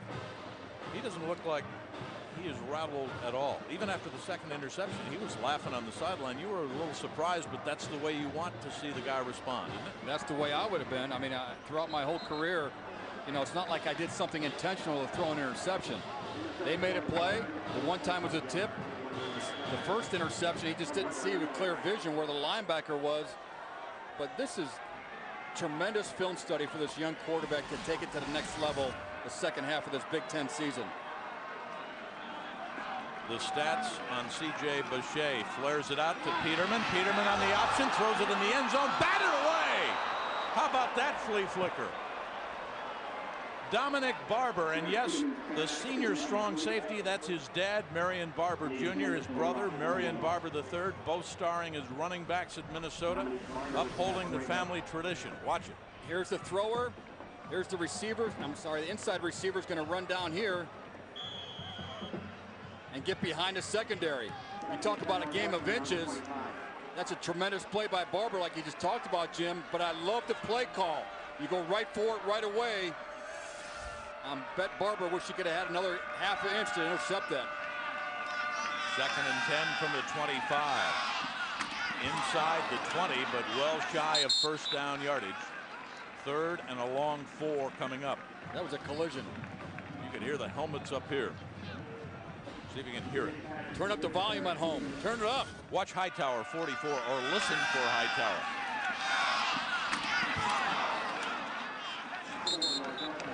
Ouch. Sounds good, brother. Sounds good to me. 3rd and 4. Zone coverage behind it. They're not showing blitz here. 3-man rush. Boucher looks to the corner, covered. Does his checkoff routine, incomplete at the 13. Steve Davis, the junior linebacker from St. Louis. So it comes down to this, 4th and 4. We've been there before. Where Minnesota on the goal line where they couldn't get in the end zone, and then that 4th down play right before overtime. Garrick McGee, the offensive coordinator, coach's son who lost his dad, Larry, Tuesday of this week, went home. After Wednesday's practice, came back. The ex-Oklahoma quarterback sends in the play for his quarterback, C.J. Boucher. They have to get a first down. First down inside the 10 to Peterman. Wow. Or Ross Lane. Excuse me, Ross Lane, number 9 on the cross. He's made 5 or 6 of those catches coming across the field, but I'm impressed with Boucher's throw. He's going backwards. He's got pressure in his face. Watch the pressure in his face here as he goes back. He's backpedaling. You don't teach this, but he's got a great feel for where his receiver's going to be. That's a trust in your teammates and execution by the quarterback. Good arm strength. The little pick. Conte dances at the 6. Down just outside the 5. Wildcats 3 out of 3 in this game on 4th down conversion. That'll raise the percentage up for the year, but you talk about a pivotal play at a pivotal time, the one right before overtime to get us there, and then that 4th down play. No gray hairs in that young man yet. Talked about his offensive line. He said, you know, it's like your offensive line's in one hand, your skill players in the other. You got 2 fists, and it's like a prize fight. You cannot win a football game unless both are working in sync. Unbelievable football game. Poised by Boucher again off that record-setting performance last week against Michigan State. 5th best single-game passing effort by Boucher last week against the Spartans. Rivaling that this afternoon, Ross Lane. A 4-yard touchdown reception. We're an extra point away from continuing overtime. I'm just so glad I'm here to call it, brother. Lane, 9 catches, 108 yards, 2 touchdowns. The extra point by Villarreal. Wow, it was 7-0 Northwestern. That was a week ago. It's 42-all. When these guys speak, Mike Tomczak, Ohio State Buckeye quarterback from a different era. You ever have a game like this that you played in? Never. I wish I was out there. I mean, this is a fun, this is like a backyard football game. And I'll go back to what I said, Jim. Whatever defense makes a stand is going to preserve this victory for their team. It's that simple. You have high-powered offenses getting after you here today, and they're putting on a clinic. C.J. Boucher now 40 of 57, 463 yards and 4 touchdowns. Weber has elected to go on defense to start the 2nd overtime period. It will be Northwestern's ball, 1st down at the 25-yard line. Wildcats get the ball from the 25. Weber 24 of 35, 335 yards and 5 touchdowns. That's after starting the game 2 out of 4 and 8 yards. I did a game early in the season where Adam Weber had like 310 total yards of offense, and by far this is his best performance to date on the playing field. And look at C.J. Boucher, 4 touchdowns today, 5 last week. That's 9. That's more than I had my senior year playing at Ohio State in 2 games. Yeah, but they were still running the ball there with Earl Bruce. I couldn't audible either. Gosh darn it. 2nd overtime underway. The Wildcats at home trying to boost their record to 4-3. They set up the screen. Conte chopped down at the 17-yard line in the grasp of the 5th-year senior linebacker out of Eagan, Minnesota, John Shevlin. Talk about conditioning at this point of the game. I mean, luckily it's only 60 degrees outside, but there's almost close to 100 plays, well over 100 plays taking place today because he's got 58 attempts. Either team have an advantage, and if so, why? I wish I could tell you. I wish I could tell you. I'll give you a play to think about. I will. 2nd and 3. Inside handoff. Roberson. I think, to answer your question, Jim, can you ask it again? Either team have an advantage in this 2nd overtime, and if so, why? I would give the advantage to Northwestern. Because they've done all the scoring up to this point in time prior to overtime. And you got a veteran-like quarterback that's in his 11th game in C.J. Boucher. And these guys have been there before. Coach Fitzgerald talked about attitude, attitude, attitude. So I'll give, in the 2nd overtime, I'll give the advantage to the guys in the purple jerseys. We'll see if it plays out. 3rd and 1. Boucher pulls it down. Nice for the 1st down inside the 15-yard line. They maintain possession. Was that a smart decision? I like what you were just saying about Pat Fitzgerald, and he told us yesterday over in the compound there's not a lot of rah-rah, not a lot of fire and brimstone for half his team. He said they don't need it, and the other half, they build it from within. So they've already got it. Talked about the growth of his team in his second year here, and he said we don't hang our heads if we make a mistake, and we don't get too full of ourselves if we do well. Emotional, yes, and we use those scars as armor. They sure did after they're down by 21. They reverse it down at the 7-yard line. Roberson, his second straight carry. The senior out of Pearland, Texas. Well, this is that Statue of Liberty play where he just goes ahead and fakes it, and the running back wheels around to the left side, and you get your big boys out front. Crum and Theory. I mean, there's been some deception here today and some trickery, but there's just been all-out production. Every guy on the offensive side of the ball for both teams has stepped up. Everyone has made a play at some point in time. How about the onside kick to start the second half for Pat Fitzgerald and the Wildcats? In the battle back from it. Northwestern goes up, but for how long to start the second overtime? Roberson, a 6-yard touchdown scamper. How about the hole there by Adam Crum and Joel Belding and Kurt Mathis and Dylan Theory? Second touchdown today for the senior out of Texas. And a salute. Yeah. I mean, I like the deception by the quarterback, too. We'll get to that after this extra point attempt. Villarreal, 2 missed field goals. 7-point Wildcat advantage. It was 7-0 Northwestern with 6:25 to go in the first when Roberson scored the first of his 2 touchdowns. And here's your now deception. 49-42 when Roberson scores his second. There's your deception out here. They're going to fake the bubble screen. It's a quick inside zone play, and they brought the blitz from the outside, and the blitzer ran right past it. Here's number 28 on the blitz. He never saw the football. You talk about trickery and execution. You could do all that in a small amount of space and get your team back on top for the first time in a long time. Check out the numbers on C.J. Boucher here at homecoming.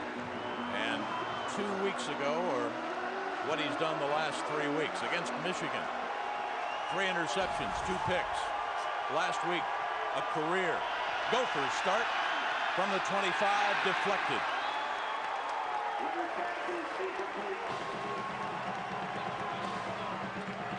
See what the great schemer of the spread coast offense, Mike Dunbar, has in his bag of tricks now. You know what's interesting is that deflection right there, it's just as good as a sack. They haven't gotten pressure on his face, but they got pressure to line of scrimmage with their paws. This is the loudest the crowd has been all afternoon. Weber pulls it down, a design play, and down he goes in the grasp of Adam Cadella, the senior linebacker, number 43. There's one guy that stayed at home. Everyone else was in coverage, and Cadella was on a spy technique on number 8, Adam Weber. Nice job by the 5th-year senior from Dublin, Ohio. He's thrown for 5 touchdowns.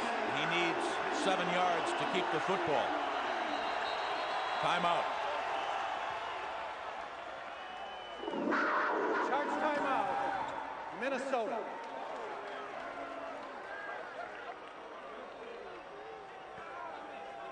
They had the improper personnel out there, and that's smart coaching by Tim Brewster. You get 1 timeout in overtime. So let's get it right. We've worked too hard to get to this point. No sense of putting us in a bad position on 3rd down. The offensive coordinator, Mike Dunbar, coached here at Northwestern. He is 27 years older than the head coach, Pat Fitzgerald. There he is.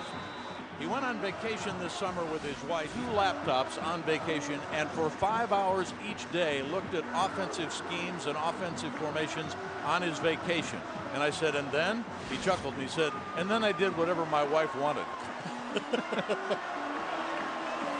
Those are football coaches and football coaches' wives that can accept that. It's a commitment to these young student athletes that's tremendous to have these coaches in the game and influencing their lives. Cadella, 5 solo tackles, 10 assists. The middle linebacker for the Wildcats. 3rd and 7. Weber fires close to first down yardage, looking for the big tight end Simmons out of Libertyville, Illinois. It all depends on the spot. I think it's 4th and foot. Coach Brewster's over taking a look. We will. Well, nice job driving on the football by number 54, Chris Maleo. I mean, that's one of those option routes I talked about. You work in a small amount of space as a tight end. Make sure you always come back to the football, but know where the down markers are. First down for the Gophers. Wow. You can hear it up here. That is like the 3rd time Brad Phillips, if he doesn't knock himself out today, he's going to have a headache in the morning at the back end. Justin Valentine. Turn the volume up. Turn it up higher. That's almost like a Doug Plank type of hit. Or Chuck Cecil, one of those explosions. 1st and 10, Gophers. From the 14, big hole right side. Jay Thomas knifes his way down to the 3. DJ Burris and the big workhorse, the 5th-year senior, Tony Brinkhouse out of Bloomington, Minnesota. He went to Jefferson High School. They recruit well in Minnesota for offensive linemen and for running backs, don't they? Certainly do. And they have to keep the key players in state in Minnesota going to the university. And I like that play call. It's just that inside zone. It's an attitude play where you lock the guards and the center up at the middle of the field. And that running back just picks his way. And Jay Thomas has been a workhorse today. 1st and goal from the 3, trying to get the equalizer and extend the overtime. Weber. Tau Arnett. Bobbled it. The sophomore out of Redwood Falls, Minnesota. Brad Phillips was there. Good toss, though, by Weber. Nothing wrong with the throw, the feet, the vision to go back to the opening at all. No, but the guy came open as Valentine. You just float it over there, and it puts Tau Arnett in a tough position to get his feet down and secure the catch. But again, you got a young quarterback. It's a lot easier for a retired quarterback up here in the booth to say you should have did this, but the guy's playing a well of a game. Retired and engaged quarterback, breaking the hearts of, or at least 2 or 3 women. 2nd and 3. We are an extra point away from the 3rd overtime. Weber pulled it down, blocking on the left side by Steve Scheidel. Brinkhouse, of course, helped out, anchoring that offensive line. So it'll come down to Joel Monroe, who inherits the extra point duties. Nice, John. This is an experienced move by the quarterback. He ran option in high school, and that's why he's so successful with the football in his hands. And they're going for 2. Minnesota's going for 2 here, trying to end the game. Weber's dad, Bob, was a 3-year letterman at the University of Minnesota. Here's the game. And finally, Northwestern looks at the personnel. Gophers were trying to get that off quickly. And I wouldn't be surprised if Minnesota came back out and kicked the extra point, just making Northwestern think about something on the sideline. Remember, how about 1,169 yards in total offense? Sorry to interrupt, Jim, but you did the game where Bowling Green went for 2 the first overtime. Right. And in the dome. In the dome. And Coach Webster on the road, just like Bowling Green was, maybe he took something from that game and said, if I'm ever in that situation, I might go for 2 right away as well, or in the second overtime. Well, Tim Brewster, as we mentioned, the last 5 years in the National Football League with Denver and with San Diego. But when he was named the head coach of the Gophers on January 17th of this year, the 26th head coach for the Golden Gophers, said it's an honor to be coaching in the best conference in America. And as we mentioned before, he and his coaching staff visited all 392 high schools in the state once they took over this program. One play to win it or lose it. Flood to the right. Weber pulls it down, looks. Fires incomplete, and the Wildcats win at home in double overtime. John Gill putting pressure on Weber, and this one's into the record books.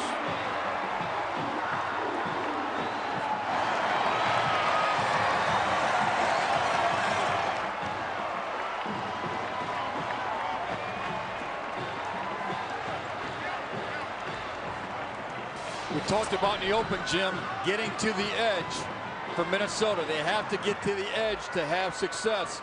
What a whale of a ball game. Here's the edge. He's going to try to get outside here as quickly as possible and find some space and from a different launch point, getting his clear vision. Northwestern defends it well. You got your defensive end, Wooten, working up the field to cause havoc. Here comes another defender. Put pressure on him. Cadella, and the backside just collapses the pocket. Somebody, unfortunately, had to lose this game, and this number 8 played a whale of a game. Watch the freshman out of Cleveland, Dominic Alford, 76. He misses his block, and then he's like at a bus stop standing around watching. And that allowed Gill to come free and put pressure on Weber. With the winning coach, here's Marshall again. All right, Jim, a big win for you guys in terms of the comeback, but also getting the 2 fourth down conversions late in the game on 4th and goal, and then also in overtime. Well, I'm not surprised by our offense and the character of our young man. We kept on battling. Wasn't perfect today, but it's great to start the 3rd quarter with a win. We've got a lot to improve on and fix, and it's going to be a challenging week for us with a short week. We play Eastern Michigan on Friday. To make the comeback from 21 points down, how impressed were you not only with your offense, but for your defense for holding over that course? That's who we are. Look at the stats. I mean, we're 7-0 in Big Ten games in overtime. I believe now we're 13-3 in games decided by 7 points or less. And I'm just so proud of our young men. They kept battling, kept fighting, and gave us a chance to win the ball game. And 49-48 or 3-0, I'll take it. C.J. Bechet continues to grow and impress. I guess building off last week's game? Absolutely. And our offensive line gave us great protection again. I believe we kept the quarterback clean again this weekend. And, as we continue to grow and mature as a football program, as a team, there's a reason why we recruit character kids. And our young men, I'm very proud of them today. All right, congratulations and thanks, Coach. Jim? Marshall, thank you. He sounds so much different now that the game is over than he did when he talked earlier. I asked him yesterday what he learned about himself as a head coach in a year and a half. He said he wished he had $100 for every time he's been asked that question, but he said the first thing he learned was how special the people are here at Northwestern, how fortunate he, Pat Fitzgerald, was to have been raised the right way and grow up with a large dose of humble pie. Like Tom Zach, he sounded humble after this win. He's extremely humble, brought up well. Unfortunately, somebody had to lose. I congratulate both of these programs. For Mike Tomczak, I'm Jim Kelly, and that's it. The final score from Ryan Field in Evanston, Illinois. Minnesota loses by 1. The Wildcats win at 49-48. Let's go back to our studio and Dave Repson.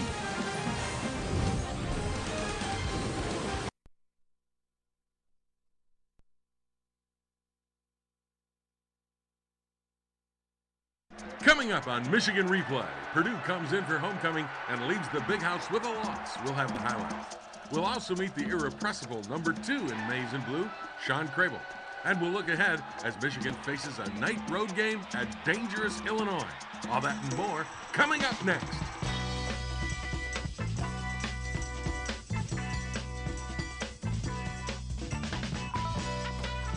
Michigan Replay with Lloyd Carr is brought to you in part by Pepsi, more happy, by Pontiac, official performance machines of the NCAA, by Gatorade Thirst Quencher. Gatorade, is it in you? By the University of Michigan Health System, working together, that's the Michigan difference. By Big Boy Restaurants, Big Boy, it's a Michigan thing. And by TCF Bank, for all your banking needs, all you need is a little TCF.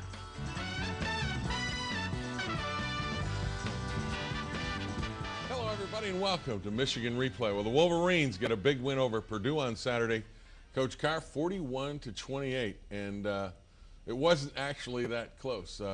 First time you said this season that your team, both sides of the ball, played really well all the way through for 60 minutes. Well, Jim, the last 3 weeks we've played at noon, and those last 2 weeks we really did not play well in the first half. So one of the things that we had talked about was playing our best game of the season this week, getting off to a fast start, and we were able to do that. And it's a lot more fun when you can take control of a game early. Did you give them an early wake-up call so that, like, you know, by first part of the game they were like awake now? Yeah, I did. I did at breakfast. I really did. You got them up early? Yeah, no, I didn't get them up early, but I have a way of telling them to wake up, you know. And you do? Yeah. Yeah. I may need you on one of these tough Mondays. They can imitate my wake-up call. Well, here you go. We go to the highlights. First half. This is your first possession. You're forced to punt, but get a great break. Well, sometimes you get lucky, and Zoltan did not have a very long punt there. It hit their player in the back, which made it a free ball. Steve Brown was there. You can't advance that ball, but we got great field position. And on 2nd and 2, you got man coverage on the outside. Well, I thought this was a great call. 2nd and short, you're probably anticipating a run, and Mario got behind the defender, and Chad made a great throw. Good protection, well executed. 7-0 at this point. And then the defense comes up, gets pressure on Painter. He's a hard guy to sack. Well, he is. Right here, Brandon had him almost in his grasp. We got away. Sean Cravel hustling, and Jamison, we got the sack. But here comes the only blemish, I think, on the day. Well, we get beat off the backside here, and the defender makes a great play, stripping the ball out of Chad's hands, and they get a break. And then they make good on it with a touchdown by their quarterback. Well, the Painter doesn't run the ball much, but they had a good, well-designed play there, and now back to even up. 7-7 at this point. Your next possession, you really start to make things happen. Well, Chris McLaurin, a guy that's really having a very quiet, good year, outstanding special teams player, makes a great catch there, and then Mike has one of his patented make-you-miss runs, and we got a first down. You can't stick it in the end zone, but you get a field goal from Casey Lapata here. Well, he hit the ball well, and he hit the ball well all day, so we are excited about the way Casey's kicking the football. 10-7 lead. And here's just a great effort from Tim Jamison. Well, he's pursuing from behind. Chris Graham slows the ball carrier up, and Donovan Warren always seems to be around the football somewhere, gets a big turnover for us. And you don't take long to make it work. Well, it's a first down call here. We hit Mario open down to the 10. We got a first down, and Mario had an excellent day. Then here's one of those great plays by Mike Hart. Well, it's a lot like that play at Northwestern a couple of weeks ago. He was apparently down, but his knee doesn't touch the ground. He comes out of it, and that's another wonderful run by Mike Hart. And it's a 17-7 lead at this point. Now in the second quarter, third down play. This was, I thought, key. They didn't get anything after their catches. Well, that's an excellent tackle by Jamar Adams, and tackling a strong runner there, not allowing him to get out of his grasp. Go to the end around on first down. Nice call here. Well, they all are nice when they work, Jim. Well, and that one works, so I agree with you. You're getting real frisky here lately, aren't you? Here's a great throw. You gonna let that one go? Yeah, I am. Great throw and catch. Greg Matthews is going to make the tough catches. He's done it all year. Here we get a penalty, and then on first and long, run the draw play, and Mike gets us down and makes up for the penalty. And then Mike goes in here from 9 yards out. Great blocking at the point of attack. The O-line did a nice job. Yes, they did. They controlled the line of scrimmage, I thought, enabled us to really protect the passer and run the football. Here's a key sequence right before the half. You call a timeout, and they are forced to throw an interception. Well, we've had some deflected passes that we were able to secure. Brandon Harrison makes a big play after the ball is deflected by our two guys in the secondary. So we had people around the ball, and here Mario just makes a great individual play. Chad got the ball up so that Mario was able to find it, and that really was a big play. And that was with just 45 seconds left, and that was one of those things where you talk about clock management and what you're doing late in halves with just under a minute left. Here it paid off for a touchdown. Well, it did, Jim, and sometimes, you know, you get the ball with not much time left in the half, deep in your own territory, and you can make something happen, and sometimes the pressure, we had good pressure on the quarterback there, and that was, I thought, really one of the big plays in the game. You bet it was. 31-7, Michigan leads at half. When we come back, we'll take a look at the second half highlights, but first we hear from Chris Graham talking about how the defense was good, but they're not there just yet. We had our little problems. I think we're working on it each week because we still throw it in there and try to work on it. So for right now, you know, it's good. Next week we have a big challenge. Hats off to Purdue. You know, a lot of guys from there I know they played well, but, you know, we just came out today and played hard. So came out with output.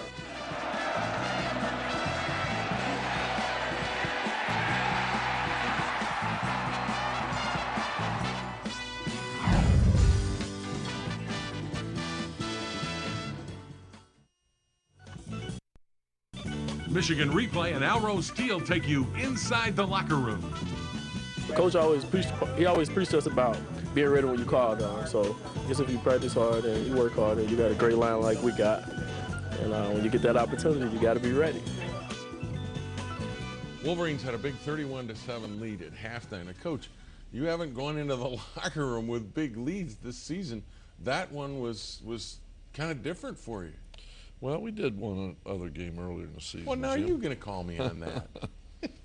But still, yeah. In a Big Ten game, this team was ranked in the top 25. There's no question that that doesn't happen very often, but when it does, then you know you've played well. If you can just finish the game, play well in the second half, you can come out feeling like you've really improved. And you did finish the game. Well, the third quarter, I thought we continued to play well here early in the second half. Chad makes a great throw. Mario with great concentration gets us the ball in great field position. Now, you don't score a touchdown, but you get points out of this drive, which I thought was important. Well, Casey has kicked 3 field goals in this game, all of them from the hash mark, which are difficult angles. I thought he really did a good job. At this point, it's 34-7. This may be Purdue's best drive, where they looked a little like Purdue offensively. Well, the disappointing thing for us, we got them 3rd and 18. We had sacked Painter, had great field position, long down and distance, and then give up a play here.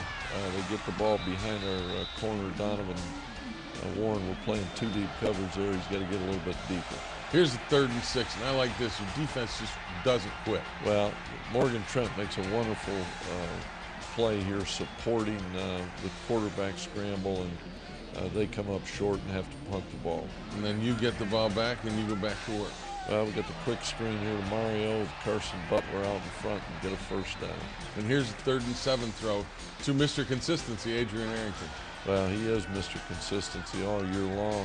He catches the ball. Chad under pressure makes a good throw, and Adrian under pressure makes a wonderful catch. Early in the 4th, here's Carlos Brown. Well, Carlos had a great week of practice. He's a guy that has got wonderful speed, and it was great to see him have some success today. And then on the next play, after you take a 41-7 lead there, you get another big turnover thanks to pressure. Well, here it is. Will Johnson knocks the quarterback down. The ball was thrown short. Jamar Adams, who is also, he and Brandon Engelman and Morgan Trent are 3 seniors that really have stepped up and are playing extremely well in our secondary. Then you go to tight end Carson Butler in a big play. Well, Carson stepped in where Mike Massey is injured, out for the season, makes a very nice move there to gain some yards after the catch. And the rest of this drive is on the ground, Carlos Brown again. Well, a good run here. Jake Long just gets great leverage off the ball, opens up the hole, and Carlos almost gets it in, but on the next running play, with good second effort here, he does get the ball in. And that made it a 48-7 game. Purdue comes back with 2 scores late to make it a 48-21 final. Now, the question everybody wants to know and talk about, and it's too early, but, you know, we got to ask. Mike Hart did get hurt late in the first half of that game. Right now, do you have any indication of where Mike is physically? Well, he's probably at home having dinner.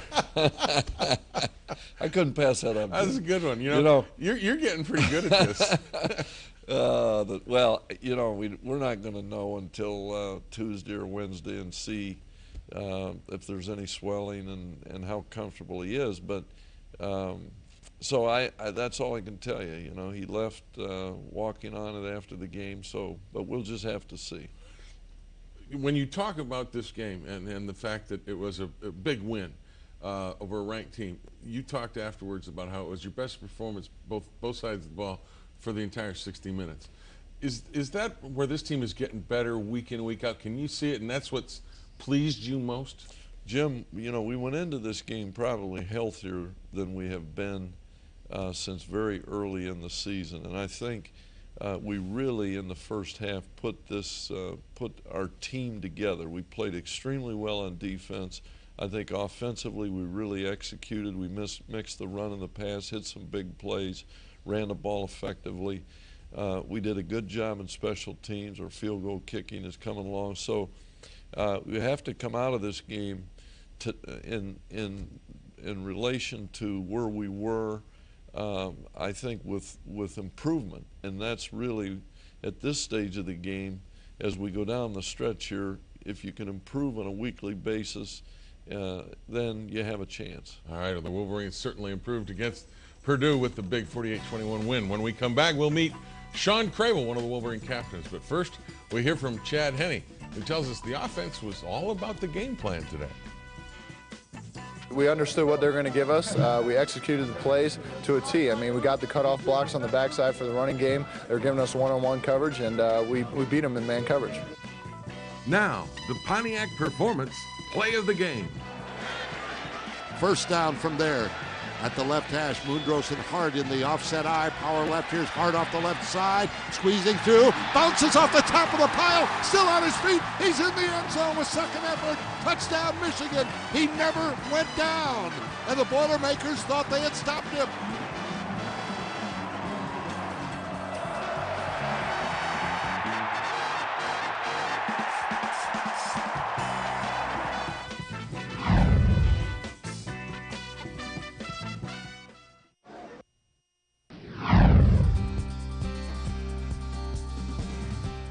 Michigan captain Sean Crable is one of the more interesting young men you'll ever meet. He's loaded with talent, but didn't always work at it. That got him into the occasional doghouse with the coaches. But through all the trials and tribulations, this fun-loving linebacker was pulled to the top of his game, not just as a player, but as a person. You see, Sean Crable was voted captain by his teammates this year, something that was a surprise, even to Sean. I think being captain is weird. I mean, especially being captain with like Mike and Jake, you know, because like I look at myself when I'm in the room with Mike and Jake, it's like honorary, you know, because, you know, Jake is just Jake. He's got all these accolades and all these things. And, you know, Mike is like the poster child and he does all these things. And it's like me, who's like had the rough road. It's kind of like, you know, when they're looking for people to step up and talk and stuff, they're looking for Jake and Mike. They're not really looking for me to be like, you know, step up. And to realize, like, you know, even though I haven't had the best road to it, you know, I still have an impact on this team. And, you know, this team kind of watches the way I practice and the way I perform and the attitude that I take, you know, toward especially on defense. You know, so I think the biggest issue is just kind of leading, like giving them something to look at every day. You know, I think that's the hardest thing because I didn't have to do that before. He's an engaging guy, very pleasant and easy to talk with, and he'll tell you just about anything, even what he considers difficulties he's had that he's still working on. You know, the big issue would have never happened if you did the little things. So I think for me, in football and in life, because once again, I was told the same thing this year by Coach English and stuff, is that, you know, you get out there, you make plays, you do things that you're supposed to do, but it's the little stuff like running on and off the field, doing, you know, little things, coming in, watching extra film, you know, trying to help, you know, other people. It's the little things that, you know, make you a better person and just being there during the big issues. Crable has come a long way at Michigan as a player and a person. His outlook about the future of this team is simple, but it's probably something he wouldn't have talked about 3 years ago. Consistency is built every day. So we just got to find a way to do consistent, because it's hard. Like, you know, Coach E tells us all the time, it's hard to be good. It's hard. You know, it takes work, it takes effort, you know, and a lot of it is really consistent. Like, how bad do you want to do it? Sean Crable's quite a story. And Lloyd, it's such a joy to see this kid succeed from where he started, because he started on a rocky road.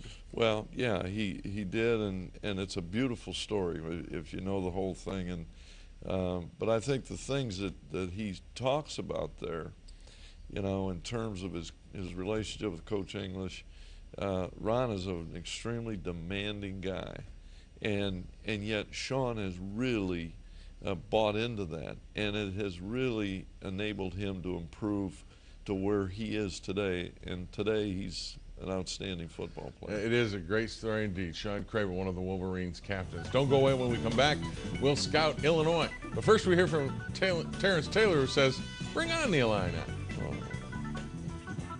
Yeah, I heard that it was, you know, a rowdy place. Fans get into it, you know. I'm just ready to go on there and, you know, start the game up.